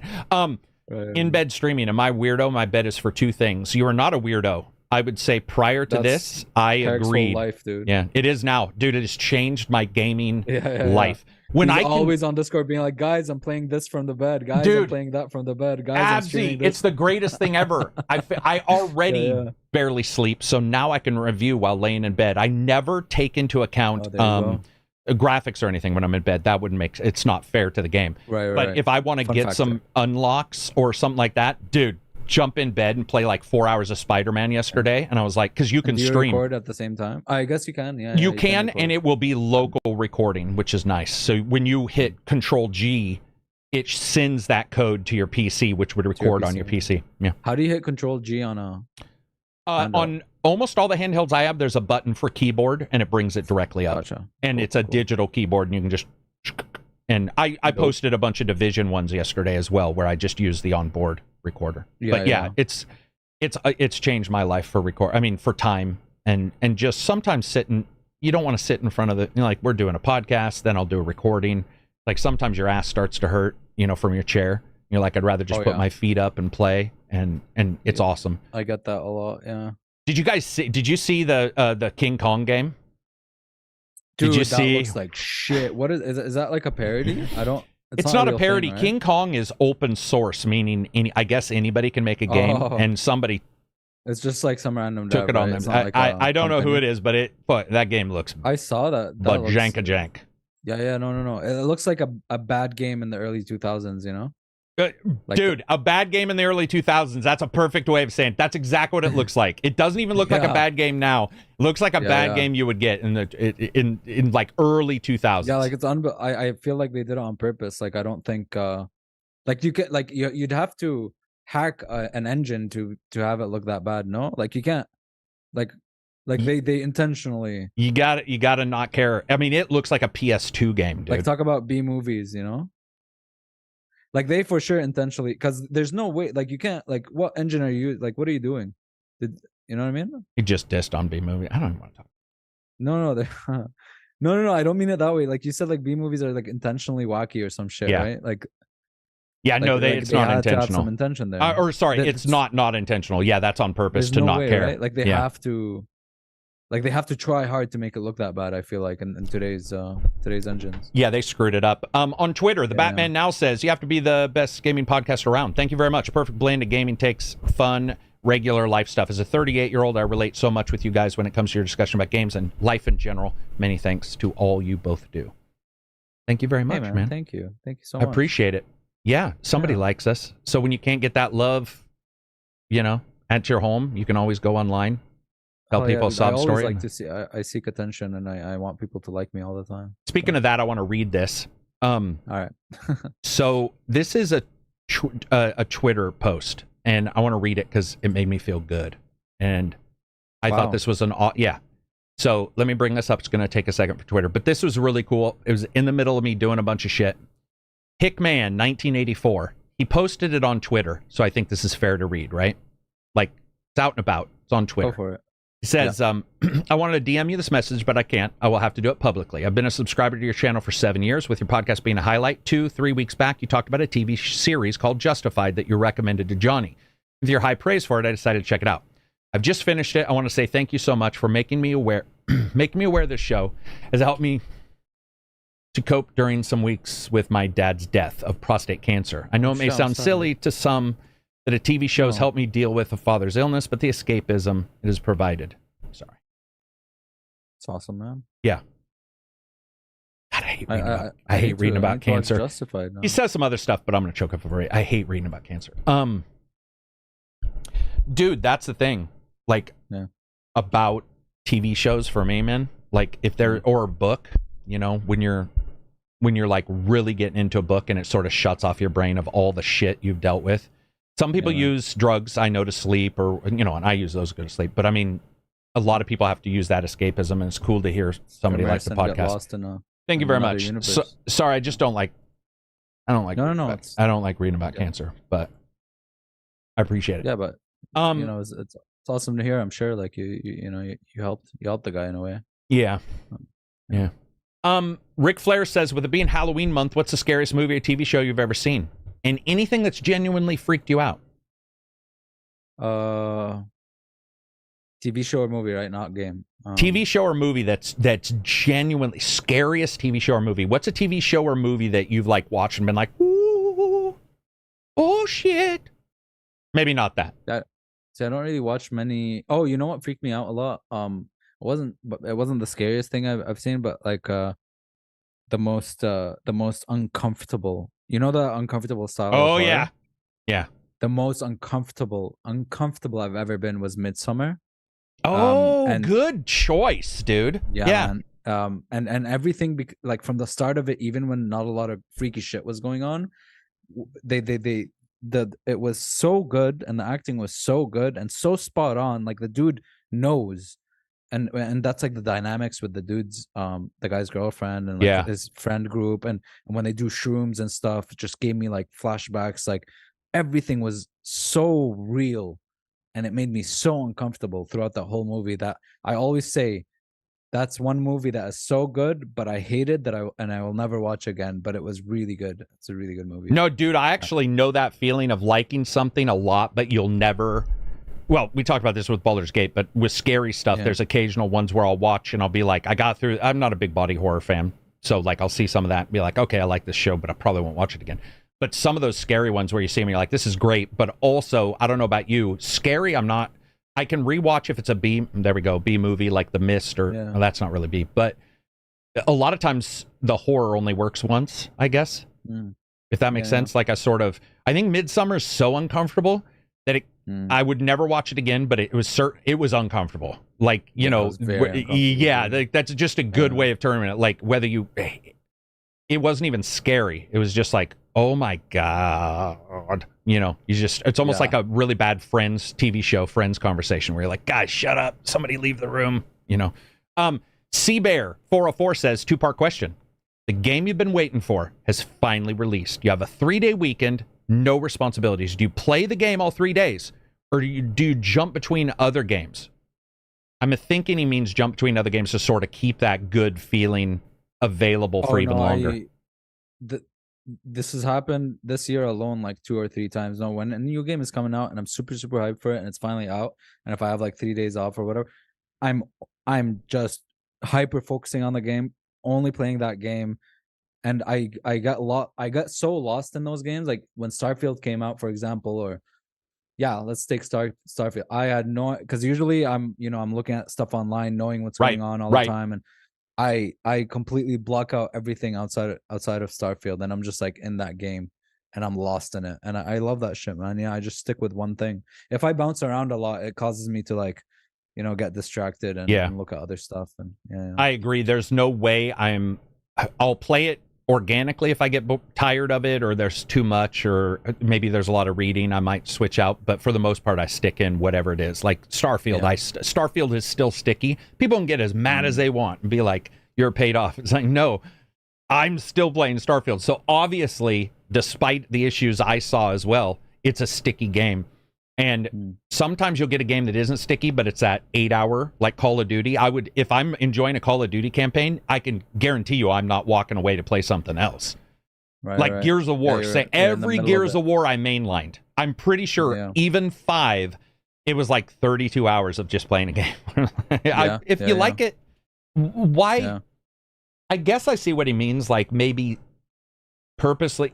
Have you ever had like a date you don't want to end? I think is what he's talking about. No, I've gotten that. I did, funnily enough, I did that with Cyberpunk Phantom Liberty in a way. Because I thought the expansion was so good, and even the side content in that was so good. Yeah. That I was like, okay, I don't want it to go away. So I just go back to the main game and I just fuck around there, and I'm like, ugh, but everything else is so bad compared to it. So and then I'd go back because I don't want it to end. But I know exactly what he's talking about. You don't want that stuff to end. But like I did that in Starfield though, because in Starfield I was like, okay, this quest line is awesome, but I want to like tackle those, like I want to survey some planets and shit and kind of like do stuff in the middle so that quest line won't end fast. Like I was doing the usual. No, I've definitely done that. Yeah. So I did it in a way. Yeah. And what's funny, somebody just gonna say what I was gonna say. Bobby says, "I'm sorry, Starfield story campaign is not for me." I actually agree that just like Skyrim, the story campaign is not. It's those side. Yeah, Starfield's story isn't for me either. It wasn't my. It wasn't my highlight. It wasn't mine either. The faction quests are like my biggest highlight. And just for me, random shit. Just explore and knowing that it's my seed. So the chance of me telling you this planet and you going doesn't mean you'll see the same stuff because my seeds. I like that. There's something about we're all doing the same thing, but our experience because of the way the entire game works will be different. And I just kept exploring because I knew it was mine. It's nobody else's. It's mine. I also really like these small like kind of activities or little quests. Like for example, helping this girl put up posters of her drawings around Mars. You know what I mean? Yeah, that was a cool quest. And then when you're done, you like unlock those posters in your thing. And then when you go to other planets, you see like those posters are getting more and more popular. It's so cool. Like I love little shit like that. Yeah, those little moments make it for me. Some people are talking about movies. I wasn't a huge fan of the main. Rad says Jacob's Ladder is pretty intense. Yeah, Jacob's Ladder. I've watched it once, as well as Flatliners. With both of those were other scary movies that just one time. He also asks in the same question, what does your setup look like, i.e. snacks and drinks? Are they by your side? I'm out of Mountain Dew. That's the only thing I ever do. I always have this big ass jug of water. I have 2 of them, so I exchange them every time. And then I have like nuts and stuff, like almonds, gotcha, almonds and stuff, and shit like that. I think for me, snacks, because I do have a blood sugar issue, I have to watch out with what I eat. So what was that? What'd you say? Oh, just gum. Yeah, I was gonna say that's the only thing I'll have is sugar-free mints. But for the most part, like eating during gaming, I don't do. We've talked about this before. But drinks, I'll definitely. I'm also nervous because I have spilled stuff in the years, So it's like I've ruined a couple. I was talking to Reg one time. We were laughing. I think it was because I shot Silver in the ass in Arma, and I spilled my pop on the keyboard and did fully ruin the keyboard. Like it did the. Normally that doesn't happen. You can normally flip a keyboard over and bang it or dry it out. This one was whatever I spilled in there hit something, and it was like, and so I'm pretty careful. I also sometimes like to I have this like plate with like a little dip thing in the middle, so I just lay out a bunch of veggies like broccoli and cauliflower and like I love like bell peppers and stuff, and then a dip in the middle. Your prostate and colon, thank you. Not that when you I eat play. vegetables. What's that? You eat a lot of vegetables. I was saying your prostate and colon. Thank you. Oh, you're welcome. Yeah, you're welcome to my prostate. Talk to it later when you go poop. Captain Brainlap says, if there was a video game that everyone had to play in school, similar to how there were books a lot of students had to read, like Great Gatsby or To Kill a Mockingbird. Oh, that's a good question. To Kill a Mockingbird. What video game would it be that you would want everybody to have to play?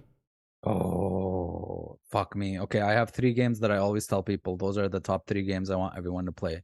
And it's Disco Elysium, 13 Sentinels, and the Nier games. That's like Jesus, those are heavy. Those are way heavier than my choices. Christ. You're like Until Dawn, fucking Resident Evil. No, man, mine were like Mario, Super Mario Brothers 2, Street Fighter, and maybe Witcher, but certainly not the heavy shit you just brought. Fucking Nier. Like, Jesus. That's a game, all right. So good though. Yeah, they are good, but it's like, hey, here's a fucking 5th grader. I mean, admittedly, 5th graders would understand giving those. Children? Well, he just says in school, so it could be anything. I, for some reason, thought I thought like when I was younger, they forced books. Everyone should play. Right. Once I got to 6th or 7th grade, they stopped forcing them. But certainly prior to that, they did. To Kill a Mockingbird. Yeah. We had to do the What are the greasers and shit? Outsiders. Yeah, the movie I was talking about earlier. Outsiders. Great book. Great book. Yeah, great movie. Those books we but no. For kids, no. Rogerio, I want to mention this. He says the AC Discovery Tours would be good. The Assassin's Creed Discovery Tours. They already do that, right? Yeah, they do. In some schools, they've very. I mean, Ubisoft does their due diligence when it comes to history. Yeah, but no, if it was like for a game like class that kids would play, obviously like Tetris, maybe Ocarina of Time, but that's pretty old. It's just like those fundamental games, you know what I mean? Yeah, that type of stuff. But Tetris for sure. Walk of Doom says some game genres have seemed to come into and out of vogue. Real-time strategy games not being as prevalent, or battle royale games booming, are some examples. What genres do you see coming into or out of fashion in the next few years? I feel like these games that have gotten big are what Abzi said last podcast, which is that some of them are mods, which we saw all the survival games are based on Arma's mod, that original mod, right? So it's like, Counter-Strike as well. Yeah, dude, dude, all the huge and entire ways of playing have been changed by mods, not Battle by. Royale. Yep, it's also an Arma mod. Yeah.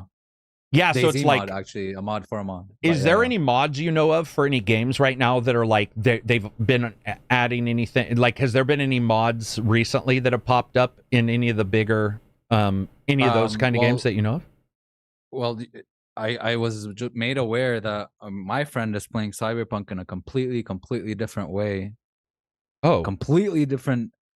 So there are insane mods for that fucking game. For Cyberpunk? Do you realize? Yeah, there's a whole thing where it lets you interact with the game world and have drinks and sit down and oh and, yeah, you know awesome. Yeah, he's playing in a whole different way, and there's like different mechanics for like his driving and his the cops, and like he made his game into like an immersive sim somehow. I didn't know it was possible. I didn't know there were the tools available to do that, but that's sick. Yeah, that is awesome. They figured it out. I do believe that genre-wise, I think we're looking at racing never coming back in the way it did. I think people were hoping GT7 would do it, and it had its own microtransaction issues and issues of its own. Forza Horizon has replaced Forza. I think we can all pretty much admit that. Forza Horizon. Oh yeah, the question. I forgot about the question. Yeah, right. The question was like, is there a genre coming in or going out? And I feel like extraction shooters. I think. Yeah, extraction shooters are pretty. Everybody's trying to hit the extraction shooter, right? There's no one has released one yet. Right. Or Tarkov isn't out. Even Tarkov so, even isn't Hunt also not out, or is it fully out? Wait, Hunt Showdown is an extraction shooter. I think Hunt Showdown is out. Right? Yeah, and Hunt Showdown is for sure an extraction shooter. Yeah. It is out. Yeah. But like, I mean, I'm excited to see what Marathon has in store. I don't know when Dark and Darker is coming out. Tarkov, I have no fucking clue when it's coming out. I hope it comes out at some point. Fighting D-Dog, $2 super chat along this lines a little bit. Should Cyberpunk 2 get third person? Oh, yeah, that was a big we talked about this. I don't think it should. Yeah, I'm okay with it not.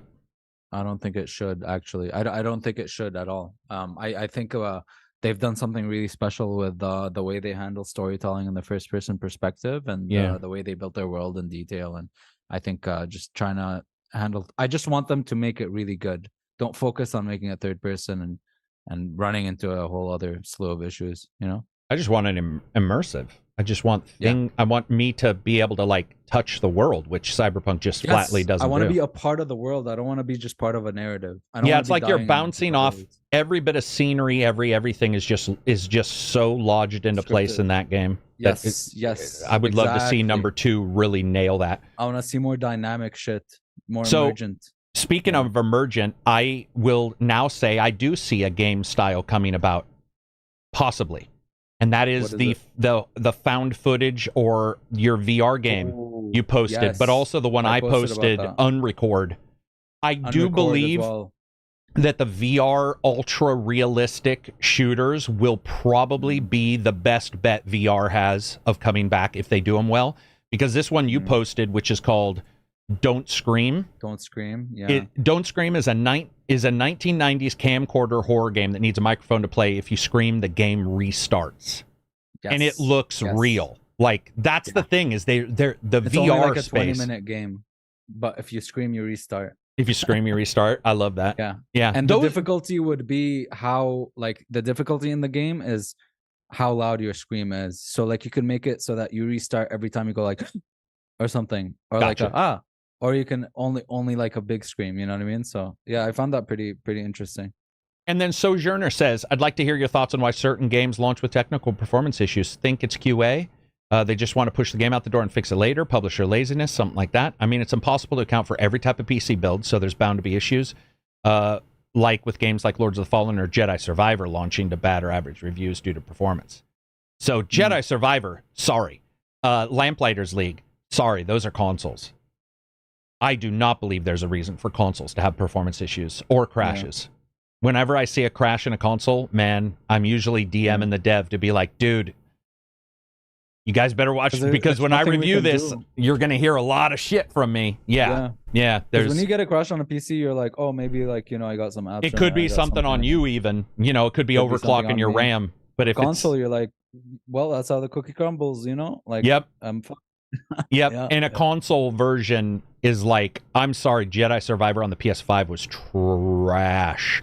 PS5 version of Lords of the Fallen is in bad shape still. Yeah. Sorry, I talked over you. What were you gonna say?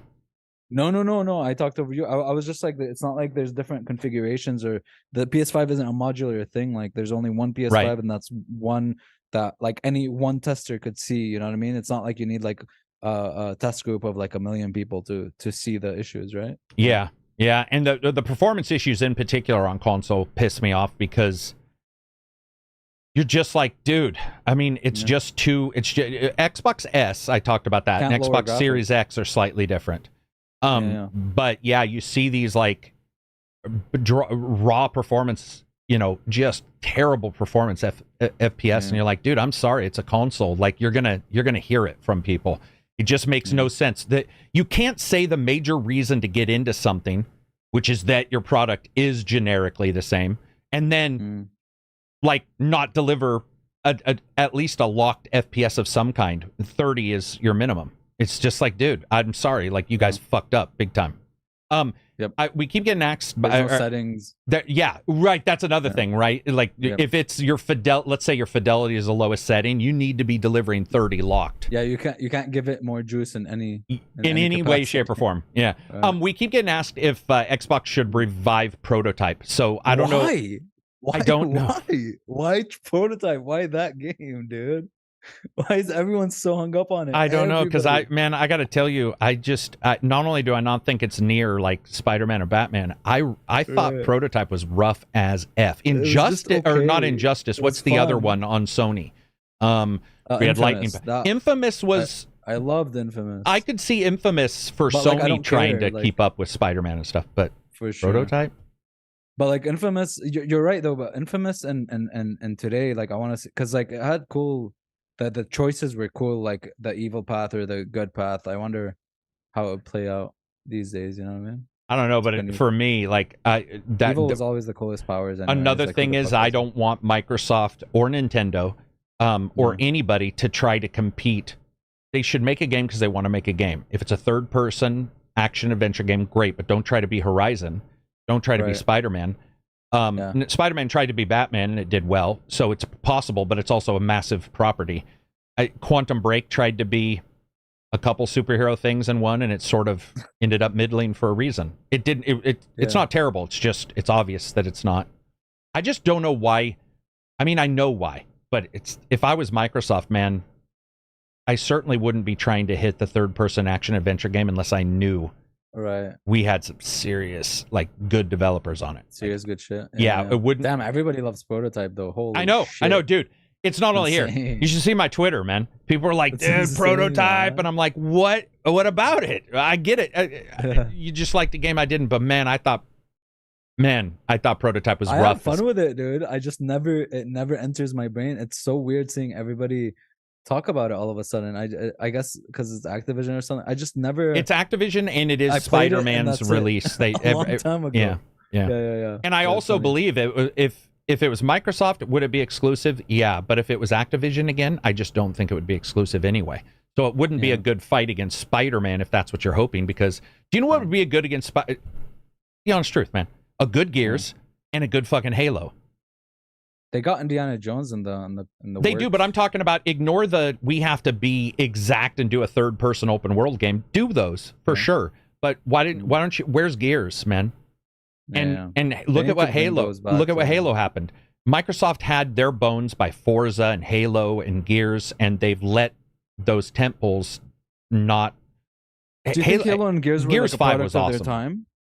No, though, like that's why they were at the top, or do you think there's a way to bring them at the no? Top because Halo 3 was also amazing, and it was a shift. It was amazing. It was and Halo Infinite, I know a lot of people like, and I liked it a lot, but it wasn't. I don't think 3 or 1, and I thought 3 or 1 were.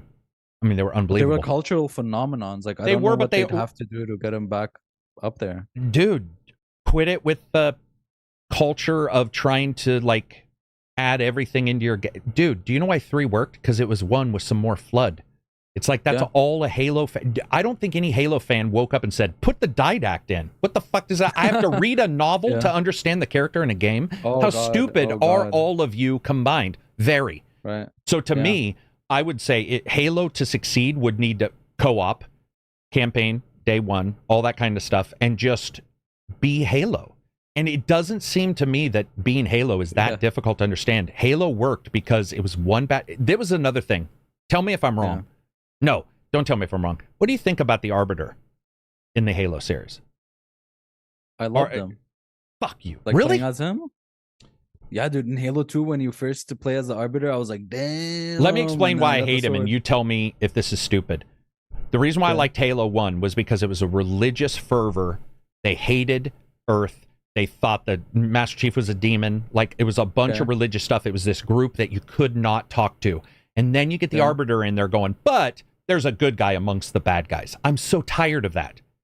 I don't, I want the bad guy to be bad. That's the Covenant. I don't need to hear your shit. I don't need to understand from the Arbiter side. I want bad guys coming at humans and destroying them with utter technology, and then Master Chief beating them with heroism. Bro, you know what was going through my brain? I was like, oh shit, I'm playing as an alien now. That's cool. I have a sword. That's all I thought about back in the day. Fair. But I don't know. If you put it that way, like, yeah, I guess I don't even I don't even remember like the intricacies of the story and all that shit. You know what I mean? It's just that they were. I don't need to always understand the bad guys, and I think that Halo got really into like and then even tried to turn Master Chief bad in the last. You know, it's like, is the Master Chief possibly going rogue? And you're like, seriously? Oh, that Halo 5. Right? Yeah, Halo 5. It's like just have. And ODST worked because it was humans against. I just feel like Halo's strength is. Here's a guy in heroism against ultimate technology. He uses it against him or his own stuff, and through grit wins. That's it. Just throw some cool levels in there and get me as Master Chief killing people. And with Gears, I know that it's in right now to be all heartfelt, but I don't need to have my Gears characters die. Do you know what I need to have them do? Continue to live. Continue to kill and Yeah. live. Yeah. Yeah. Marcus and Dom in the Gears 20 Carmen would probably still be okay with me. Yeah. Carmen's got to die always, though. You didn't like him? You gotta have a... No, because he dies in every game. Every Carmen dies in every game. Yeah, okay, yeah, true. Gotta keep the ritual going, right? Yeah, gotta keep that ritual going. Dude, I think Gears lost its edge, man. They made it into like a ragtag group. No, dude, we need the, you know what I mean? We need the non-apologetic. He just killed somebody with a chainsaw attached to a gun, and the gun has a fucking motorbike muffler for its silencer. Like, if that's not as biker edgy as possible, I don't know what is. Just leave it as that. Leave it, or not edgy, but grim and like metal punk or whatever. Leave it as that. It was a good ripoff of 40K. When you really look at 40K, there's a lot of overlap. But it's like, dude, just let it go. Instead, they're all trying to, I'm sorry, but like I think they were looking at the third-person games with these big stories and trying to fit it in to Halo. And it's like, I don't know if Halo's that. Because to be honest, I liked Halo 1, but its story was pretty rote. It was like, Covenant, go and destroy everybody. You go destroy the Covenant, then the Flood, which by the way was awesome. The Flood gets introduced, and then you fight all three in a mix. And Halo 3 worked for the same reason. And then you got all these others with these bad guys that who cares? Who fucking do you know anything about the Didact at all? Dude, listen, I played co-op with a friend recently, and he tried to explain everything, told me, yo, read this book now, and then he explained all the terminals and shit and got me to like find every term. I have no idea what the fuck like any of it is. Listen, man, this is why I like Halo, dude. I was a guy in a suit, he was fucking badass, and I was killing aliens. And he was leaping around with like the floaty physics, you know, that Halo's known for, and it just sounds weird, but it just worked. Yeah. Like, and I even not only do I agree with you about like having mystery with like the villain and they're like, you know, but I liked more mystery with the protagonist, like Master Chief as well. I liked him just being the badass guy. Oh yeah, whenever you try to explain the hero, right? Like sometimes don't have him having sex, you know? Right. And not only that, I read the books that covered the games, which were actually well done. They were pretty much plot point for the game. But they explained why John was the way he was, and I got to admit, I sort of disliked having that history. I was like, oh, you know what? It's sort of better when the good guy's just good. You're like, dude, this guy's just a badass, and maybe it's from attrition, maybe it's from luck, but yeah. Anything else we got before we wrap the ACG? I want Doom Guy levels of story in Halo. And I have a thing I didn't say yet. I should tell people. Listen, I was blown away. I've been playing. Been just trying older games because I got a new system, and I think anyone who is kind of put off by Dying Light 2's clumsiness and stuff like that should recheck that game out for sure, because it plays very good now, and you can have it. They ask you if you want it like RPG mode or action or immersive. I don't know if that's what changed it, but I chose action, and there's no more like weird health bars on zombies and stuff. And my impact, it just feels more like Dying Light 1, you know, and it just feels really, really good. And I think the game is worth it now. So if you guys ever, I liked it day one, but I like it even more. I mean, with all the patches and improvements they've done, it's like way less buggy, way less clumsy. Performs well. And it looks fantastic. I posted some screenshots. I had everything cranked up. Yeah. And another thing is when they changed the ragdoll, they adjusted the ragdoll physics, and they added more juiciness to some of the kills. And I was dude, I chopped the guy's head off and then kicked the corpse, the corpse away. It's like, damn, dude. I just like the Robin Hood feel of going up under the roof, and the music is this weird, almost like Sherwood Forest fantasy. The music in that game and it's really that good, eerie. I don't know if you saw it, but the actual instrument is like he took post-apocalyptic items and made an instrument out of a bicycle and like spokes, and so it sounds like music, but it's like, man, this is Discord. It's almost can't carry a tune because it's not a real instrument. And I really think Dying Light 2 is fun. Like, it is just, and also co-op is a little bit patched up. I know some people had some issues with co-op. No, it is really fun. Like, just the parkour systems are so fucking good, dude. It's just way better than Assassin's Creed, to be honest. Like, you actually do the parkouring yourself. You aim where you want to go, you grab on the ledge, and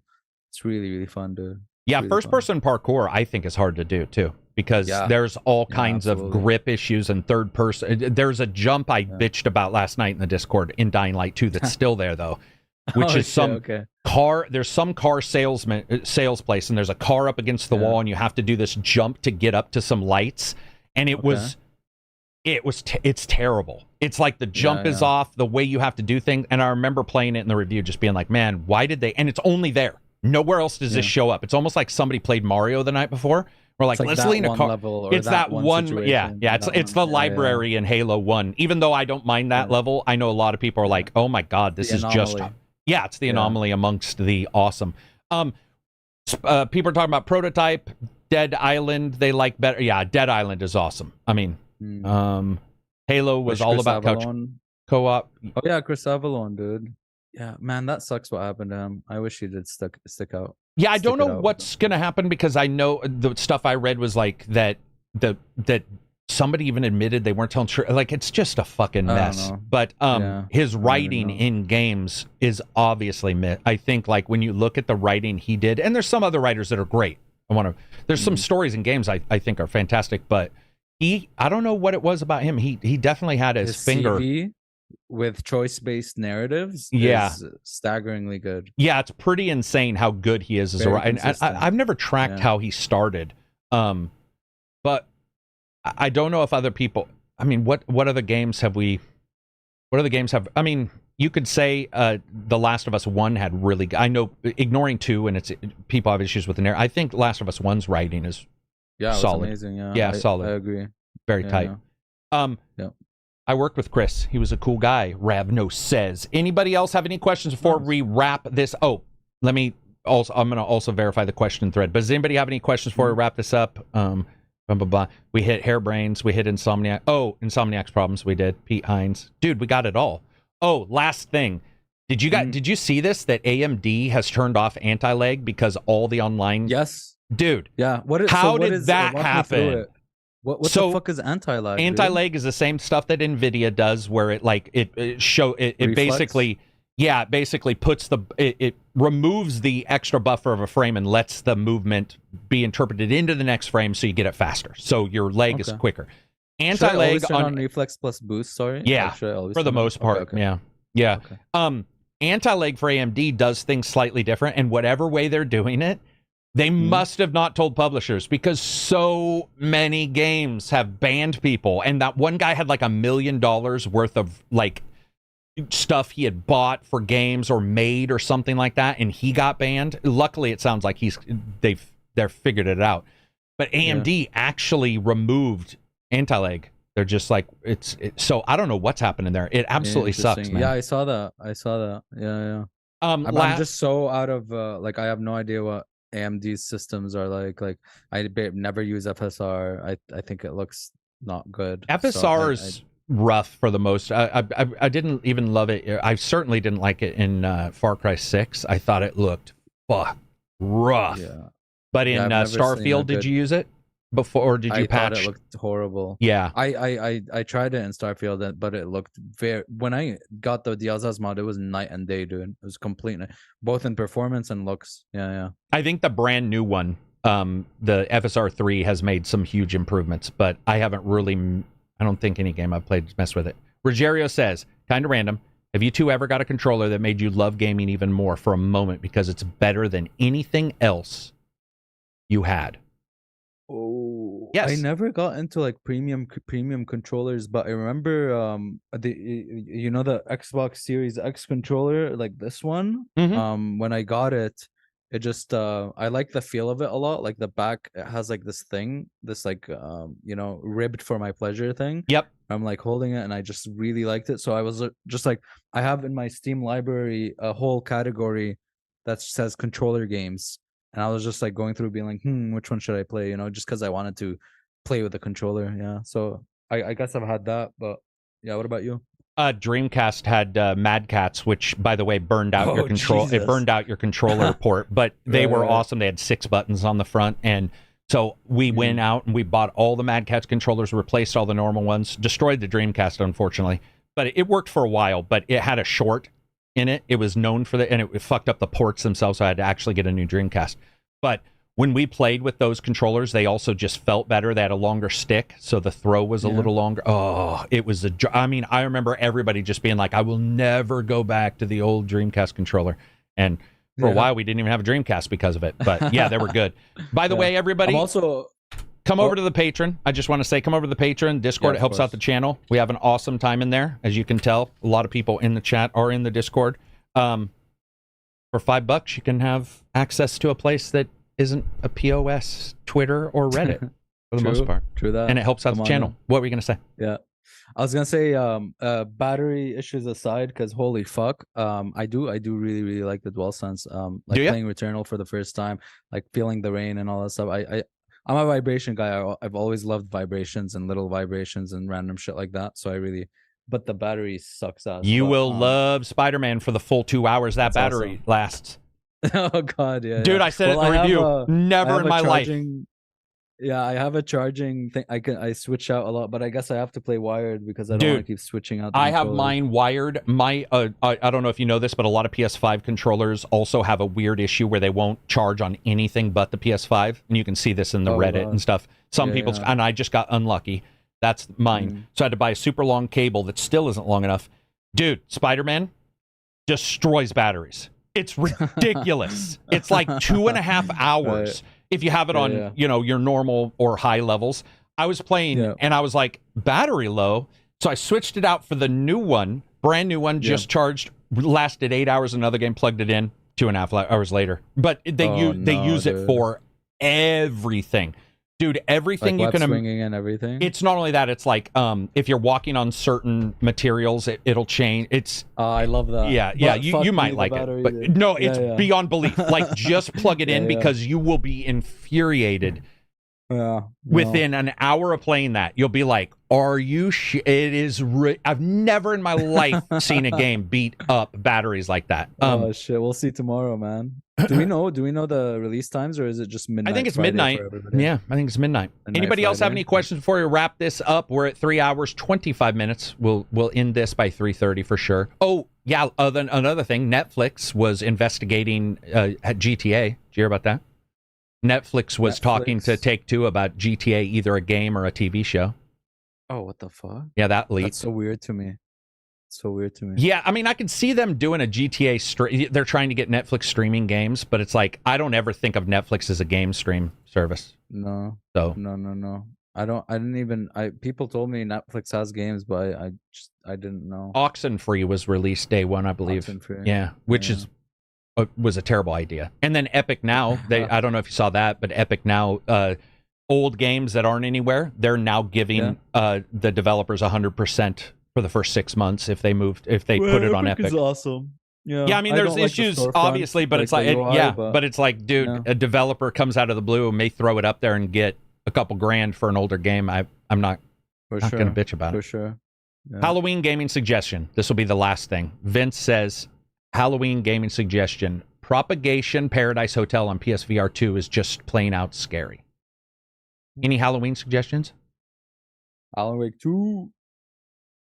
Wow, that was an easy one. I didn't even think about that. It literally comes out right before Halloween, so yeah, Halloween 2. That's what I'm going to be playing. Yeah. Or Alan Wake 2. I called it Halloween 2. Halloween 2. No, Alan Wake 2 is probably. I'm not going to any party. I'm going to sit home and play Alan Wake 2. Oh, really? Yeah, we're not going to do. I don't think we'll do anything for Halloween. I'm too excited for that game, dude, to be doing anything else. Bought some candy and that's it. What if it's 8 or 10 hours? Are you going to replay it? What are you going to do? I mean, I'm assuming it's just slightly. What are you expecting? It's going to be like 15. 15. I'm assuming but like, dude, when a game is 15 hours, I take like 30 hours because looking at. I'm going to be reading everything. I'm going to be piecing stuff in the clues board. Like, yeah, I'm going to take my sweet ass time. And also, don't forget that you can choose what character to play, like at certain moments, like the pacing of the game. You get to decide. So if I'm really in love with the game, I'm so down to start another playthrough right after and try it a different way, because Remedy also has all these like crazy stuff and twists and weird shit that maybe I would want to play it again and just, play like one character straight through, then another, or the first time I'm going to alternate, and then we'll see what happens. Yeah, it's gonna be a fun time. Last thing I was just asked about, join in Discord. So when you do patron, it won't automatically join you. There's an FAQ in the patron that attaches you to Discord, because it looks like we've had 25 people join today. So that's awesome. If you jump in Discord, we'll probably be doing some streaming. The last couple days we've done. You didn't. I don't think you got into the last. No, you did. You got. What were we doing? What were we even talking? Were we doing shows? I don't know. You were talking with Silver or Sleeve, sorry, and I was like, I just called in when I was at the That's the what store. It was. You like, called in when you were at the store. yeah. And then we all heard the big ding ding ding. Oh, speaking of that, tell us your specs for your PC. Oh God, I don't want it's gonna be, dude. Okay, listen, guys, just keep in mind that I haven't had a top of the line PC since 2015. 2015, I got a 980 Who cares? Ti. Go for it, man. Okay. Be happy about something. Listen, for once in my life, okay. Listen, I splurged. Okay, I got a i9 13900 KF with a 4090 with a 64 gigabytes of DDR5. Okay, my life is it's different now. Okay, I'm a newborn man. Okay, dude, it feels so happy. It feels so good, man. You can play 3 games the same time with that memory. You can actually open up 35 Pornhub tabs without issues. Google won't slow down. It 64 gigs is magic compared to even 32. The dude I was like buying all the parts, and the dude was like yo, what do you like, this is not for gaming, right? Like, you're like rendering stuff, and you know what I mean? Yeah. I was like, nope. Maybe I will render some stuff. Maybe I should utilize it and start a YouTube. Maybe I've been thinking about that, but nope, this is for gaming. So the thing is, though, Absy, is what 64 also lets is not only things open quicker, games open, but if you do have Google up, which is a RAM sucker, you can have that up. You can stream to Discord easier. We just had somebody who went from 8 to 16, and their stream in Discord went better, because it's just like you just have more. And Windows, on purpose, it's the way it runs, tries to use as much as possible. And if you only have 16 or 8, Windows running for a short amount of time, you make some changes, it marks those as changes made, suddenly shit gets bigger. You have an update that downloads in the background, suddenly so it's like 64 is magic, man. Like, it actually does cause everything to run smoother, especially when we're streaming or everything's chatting. fast as fuck, and I can finally like watch stuff on YouTube or Twitch and play a game at the same time without having stutters and random shit. Dude, would you just please make sure and make a fucking backup of the goddamn thing as pristine as it is? Please. Backup for what? Of your C drive. Make an image of it and hide it somewhere. Like, it's the most important. Like, I have a backup every other day of the full system. You don't need to do that. But back it up so that if something happens, you can push a button and fucking it's back to okay, gotcha. Back to what I do. But couldn't I just do that with like reset PC or like format and? No, dude. Like, if you use Macrum or a free one, it's one button, dude. So let's say you have a malware, or let's say you have some update from Windows that fucks up. You quite literally have the USB, you plug it in, push one button, it boots into that fake OS, and you say restore, and it does everything. And I have had to use it, unfortunately, 3 or 4 times. Reg did not. And he's like, I will never do that again. I will never not have a backup. It is magic. And you just have you can even use an old 72 RPM hard drive and just save your Windows image to it. There is nothing better. I will. It feels like now, no matter what I do, I know I'm just like 8 hours behind at most, or 16, and I can hit a button and you're good to go. Yeah, I also did. I reverted back to Windows 10. I'm not upgrading right now. Windows 10's awesome. Yeah, I'm back on Windows 10, and I like it. I like it a lot. Is it more stable as well and shit? Are there like, I don't know if it's been 3 years. I don't know if it's more stable, but I would say if you're like me and you have a bunch of side programs like Sunshine or all this stuff, most people write for Windows 10 and not 11. So it's like, it's just if I have a bunch of programs, right now I have like 11 programs open because we're streaming, and they're almost all Windows 10 specific versus 11. So it's just a little bit more stability where the people haven't made that jump yet. Hush Al Ghul, $2 super chat. Xbox Elite 2 is hand porn. I got to try that out. I just haven't been messing around. Yeah, I just never bought too expensive, man. Controllers, dude. I can't justify it. Oh, speaking of that, did you get a new keyboard? Yeah, I did. So they gave me, because I listen, man. I really wanted a discount and stuff because I paid a lot for this, dude. Yeah, like, I mean they're I've not never cheap. I've never paid this much for a PC before, but they couldn't do a discount, and then they were like, here, there's a free monitor, which costed like $500-$600, but it was like 1080p at like 400 hertz or whatever. I don't give a shit about that. But then they were like, oh wait, no, we can't sell it to you. I wanted to sell it, and then they gave me a free keyboard, a free mouse, and headphones. Headphones I'm not using because I have my whole sound set up. Right. Mouse I haven't used yet because I love my mouse. But they gave me this keyboard. I wasn't using a really great keyboard, but I like this. It's like a mechanical thing, but it doesn't do like a clicky sound. This RGB, I don't know how to fucking turn it off. What brand is it? Figure all this out. It is Rocat. That's what I thought. That's what I got. Rocat's the best. I don't care what anybody says, dude. So Rocat is a good keyboard. Yes, dude, it's like pressure. Oh, I love it. When you load that, I can't. I don't know if I can show mine, but yeah, it's got the volume. Dude, Rocat feels good. You've got the same exact one as we have, and it's got just enough buttons to like let you do a couple things, but the little knob, and it's all. It's mechanical, but it's not as like. When you type, no, it has a nice feel, like it like you push stuff in and it's not, you know what I mean? Yep. So I'm really liking it. They also gave me a Rocat mouse, but I haven't tried it. Rocat mice are nice, but it's so funny because I got this from a video game review. So did Maddie, and we both put them away because it's just like, for example, I liked my keyboard. I spilled the pop on the keyboard and I switched to this, and it's the first time in my life, and I've bought expensive keyboards before. It's the first time in my life where I'm like, are you kidding me? This feels incredible to type on. Yeah, I'm very happy with it. Yeah. It's like I bought my wife one right away. I was like, come type on this. And she's like, oh, that feels awesome. I didn't know what Rocat was, dude. Like, this is the first I've heard about this company. I think they're just one of the side, like a little bit like a Razer. I just like this way more than my Razer keyboard, dude. Like I just yeah. That's funny. You got a Rocat. Like, I've never seen keys like these before. You know what I mean? They have like interesting like hydraulic things or some shit. It's just the push of it, like when and you're little brushed metal on the front. Like it's last very good. J Reaper $5 super chat. Not a PC gamer yet, but what would be the very minimum specs in today's age you'd recommend? Last gen's i5s for gaming or above, and AMD.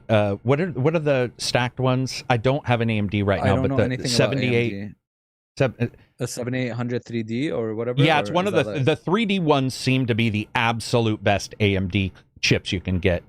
What do you think is the best budget GPU right now?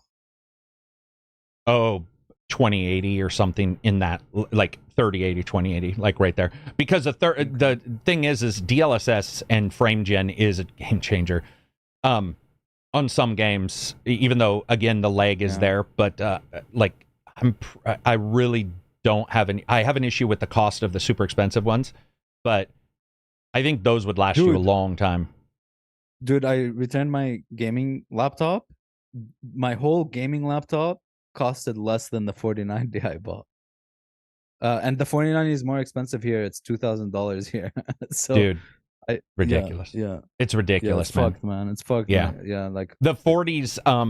I got mine. I don't know if I told you, but when I bought the PC, it was a customizable, but it was put together and all this stuff. And I got they had a deal on because they were one of the companies that must have bought a lot of 4090s, and so I got one for like 500 versus what 1500 or whatever. So my entire PC with the 4090 probably costs less than your 4090. It's ridiculous how expensive they are. Oh my god, so stupid, man. People in here are saying awesome? 3060 RTX 3060s are good. Sorry, what were you saying? What's awesome is the case I got. Not only is the airflow awesome, but it's very modular. Like, no screws. You pick stuff up. You can slot in hard drive, SSD, whatever you want.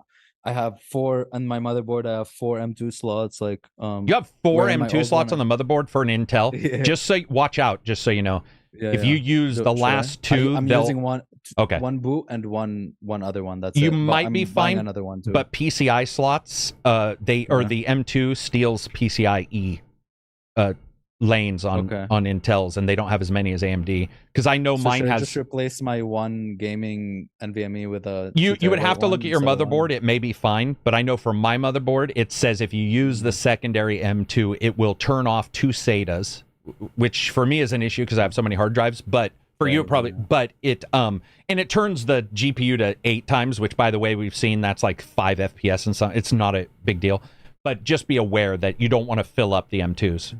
Yeah. Oh no, I'll get 300 FPS instead of 305. Right. Do you know what I did? The big change I did was I got a slot in the front where the CD used to go, the CD Blu-ray, and it's 6 SSD slots. Yeah. And it's got the plug. You plug the SATA into the back, but it allows me to put. So I might have an older, SSD somewhere, and I can plug it in and use it as a cache for a hard drive or whatever. And it is awesome. So no more getting inside of the PC. You just take it out, plug your SSD in, shove it in, and it's like boop, I'm on. Yeah, it's so good. That's the thing, dude. Yeah. When you get a new PC that's big like mine or yours, I have 10 slots for hard drives because I got a big one for me. But when you get the ones with a lot of room, which you need with a 4090, and you get a lot of space, it feels like you can add stuff without any. It's not the rigmarole. Have you ever got into a small case and you're like, oh, for fuck's sakes, you're sliced up. You're bleeding everywhere. A cable won't pull. It's tight, and you're like, dude, if I yank on this, is it gonna fucking ruin the PC? Like, it's so nice to have space. No, I gotta hand it to him though. I built the PC with the game store, the guy at the game store. And his cable management is beautiful. He did some beautiful ass work. Awesome guy. Do not skip on the cable management. It is a big deal for later, especially if it's modular and you can unplug from the PSU, and they do cable management without a shit ton of twisty ties, maybe 1 or 2 zip ties, and you can get in there and get out, and it's so nice. I have my NVMe on a vertical because it was too hard to slot it in because it was stealing its fucking thing is a chunk. Shit. Those things are fat, man. They're obese. Like, straight up, a 4090 is an obese POS. Dude, it's so big. It's ridiculous. It's a PS5 in your damn computer case, man. Yeah. Do you actually though? My PS5 is right next to it. Like, what? Oh no, it is true though. If you take it out and look at it near a PS5, it is almost as tall as the old PS5. Getting it in this case required like almost impossible. Where you have to, your brain is trying to do 3D calculus is always 3D, but trying to do like all science and reality bending to get that fucking thing in there. Like, Alex Cheers. Best-selling video game across all platforms last month, based on physical and digital. Oh, Starfield. Yeah, we talked about that a little bit. Yeah, it's awesome to see them doing well. What were you gonna say? You asked me a question like in the middle of it. I was. Right before, what are you doing like pro curves for your fans? Or are you just letting the NVIDIA? Because I've pretty much let mine handle it. Yeah. That's what I was fuck with curves. My temps are awesome. What was I was gonna say? Yeah, there is one thing though. I'm still on a 1440p monitor. I'm loving the high ass frames. Okay, it's 160 hertz here. I don't really see that much of a difference between 160 FPS and 120. Okay, I don't. Okay, I tested. I checked. Listen, but I'm scared, man. I'm scared of upgrading to 4K. I know I have a 4090, but I'm still scared of going into that res and then. You know what I mean? Right now, you're at a res and a power that you just won't see low FPS, but 4K is so many more. People just do not put it together. And the throughput for 4K, when you start seeing games and you crank everything to ultra, you go into Assassin's Creed, you turn up the fucking clouds for no reason, and you try to play a game, and you're like, ooh, what's going on? And I know you would start like fiddling. So in a weird way, it's pretty cool you don't have 4K, even though I am a fan of 4K monitors. I just believe I don't want to peer into the truth. Exactly. No, it's like seeing into the eye of Cthulhu, and you're like, I now understand. And suddenly you're in there. I'm very happy with 1440p. Okay? Yeah. I love it. Okay, amazing res. You can always downsample from 4K to 4. I mean, or whatever Nvidia's got, DLHH or whatever. Yeah, right. DLSS or some shit. Yeah. But dude, isn't it magical getting a new PC and like everything's clean, you plug it in, everything works faster, and you just like, my level of life quality has gone up. Like, dude, here's the thing. Like, I was because I had it, like I was saving up for it. I saved up for a while, and I went and I paid for everything before I had built it and everything.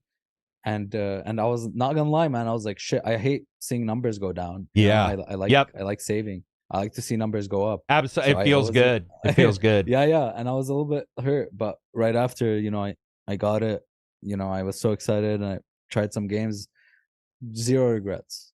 Dude, you can now watch your numbers go down at 2,000 frames per second. So whatever. You can look at your Excel faster. No, it's now dude, I have a new baseline to save. It's magical when you try to do so. Yeah. I felt this way when my Intel has a GPU on board. I don't know if yours does, but mine's got a GPU on board. And one day I was having issues with 4090. I think it was just a driver. And I was like, I'm going to just use this. I'm going to do our podcast using the Intel chip and QuickSync. Mm-hmm. Dude, it worked perfect. And I remember sitting here going, an integrated fucking processor is now capable of, and obviously people knew this before me, I just hadn't done it, but the ability to do that and the power on the chip, and it was like having a baby extra graphics card and just being like, are you like, it worked. It worked, because I was always like, oh, should probably use the 4090, blah, blah, blah. And you, of course you could use software, but that's a lot. Like, streaming and recording and all that stuff. Dude, it is awesome to have. People in the chat are probably like, what a bunch of dicks, man. I don't have any money to get stuff. Yeah, I'm sorry. I hate showing off and shit. And like, well, I don't know if that's a save. Everything. You saved everything and watched your numbers go down. Is that a show? I don't think that's really a show off. I don't know, man. I prefaced it by saying I haven't had a top of the line system since 2015. Okay. I was okay. I'm not trying to make you guys feel bad for me, but I'm a very humble guy. Stop making me do this. Listen, I'm just very happy. Okay, I'm just very happy. I don't give a fuck what you guys think. Fuck you guys. I have a 4090. I'm better than. No, I'm just kidding. I think also when you do get a, this is going to sound weird, maybe not for you because you do some streaming stuff, but once you do get a PC that does a bunch of shit, then like you said with YouTube, you're like, there's a thought process is like, oh well, I won't have to sit here for 5 hours to render something. I can render it. And by the way, I have rendered game reviews and played games at the same time. Yeah. That's ridiculous. But listen, man, my rendering videos for you when I was editing, like, I exactly. Shit, bro. I can't even use my PC. Yeah, exactly. Or you try to use the PC and like you notice when you're typing in Discord, letters don't show up, and you're like, "What the hell?" And you look, it's like 99% GPU, and you're on the mouse. The mouse will do the thing where it doesn't move, then moves, then does move. A big plus, and this is why I love the consoles, is NVMe though. I think the consoles, the best bonus for the consoles is that they went to solid state, and you can 100%. Feel that in the OS. Yeah. They push it a lot. Yeah, and Spiderman is like a big example, but you see it. Or the other game, Souls, man, that blew my mind. Which one? Demon Souls. On the PS5. Yeah, it was ridiculous. Like, the worst part of dying in a Dark Souls game was like the getting back. You know, but this one you died back. You know what I mean? You fast travel anyway. Boom. And I was like, damn, okay. I see why they love it so much. Yeah, it feels good. Anyway, that'll be it for us. Thank you, everybody. If you get a chance to come to Patreon. If you don't, I understand. I hope you guys have an awesome week. We'll be back 2 days. In 2 days, talking. I'll have to check when does Spider-Man come out? Tomorrow? 2 days. Well, tomorrow, midnight, Friday, midnight early, Or 12 a.m. Trust me, that fucks me up, Friday. Too. I've broken an embargo due to that. But, so we won't spoil Spider-Man, but we'll talk a little bit more about the story on Spider-Man 2, because depending on how far some of these guys have played. And then I talked to Reg 2 days ago. He wants to come on, I think the first week of November. He has a week off. And he DM'd me yesterday and said that he wanted to come on. So we'll talk about game development. I don't know how much he'll want to talk about game development, but we'll have him back on to sort of do awesome. I miss everybody. Reg, dude. Yeah, he's fun to get on, but it's just like after a while of pressuring him, I was like, all right, I mean, he is trying to make a true. I've been the friend who pulls friends away from doing stuff because I'm like, well, let's hang out Friday, and they're like, yeah, but I'm like, hey, and there's a little bit of guilt. But with him, like, he's truly trying to make a go of it, and it seems like it's going well. But we'll ask him. But I don't know. I don't want to promise anything. I don't know how much he'll talk about it.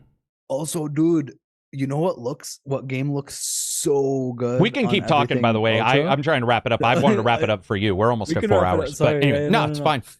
But dude, I tried Red Dead 2 and I cranked everything. Oh, dude. Holy shit. I couldn't believe my eyes, No, man. It's not only that. It's mods. I forgot. Now you can run like the 40 Digital Dreams mods and stuff on Red Dead.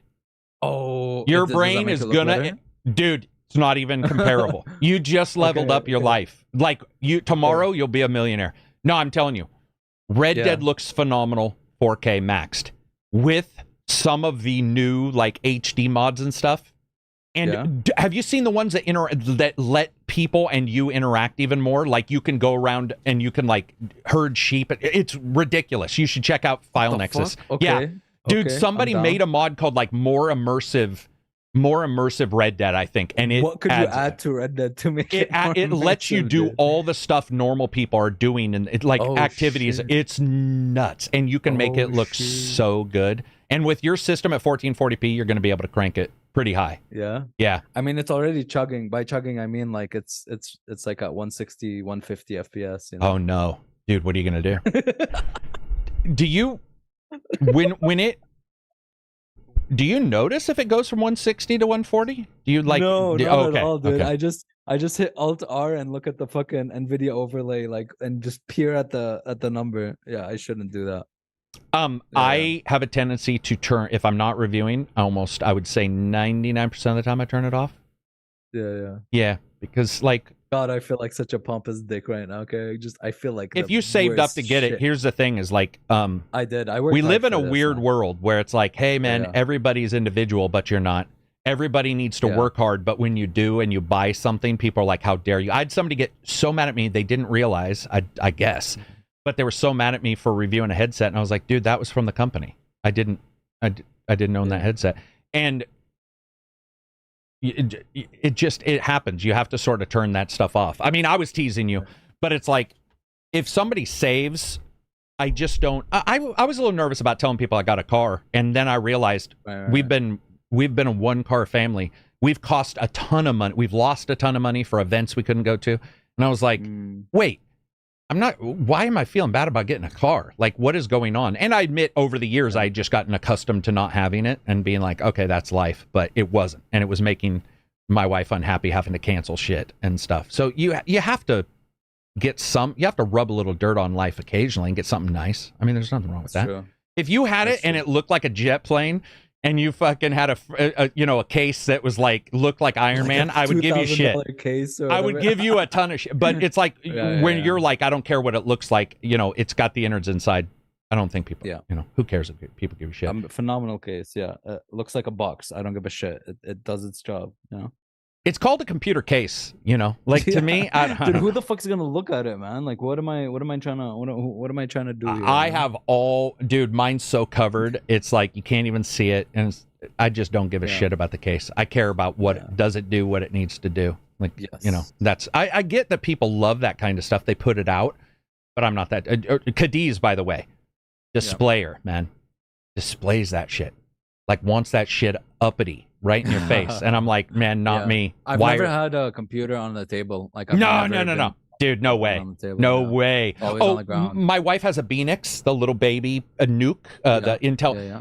She has an AMD, but it is awesome, and it is on her, table, but it's so small that putting it down would actually pull it with cables. It weighs so little that HDMI cable was pushing it around. That, but other than that.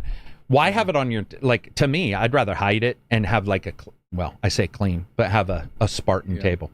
Anyway, that'll be it for us, everybody. Thank you very much for watching. Again, we'll be next Wednesday. We'll see you, next Friday. We'll see you then. Spider-Man. Hopefully not more layoffs. Hopefully not more cancellations. Peace out, everybody. Have an excellent week until Friday. Then it'll get even better.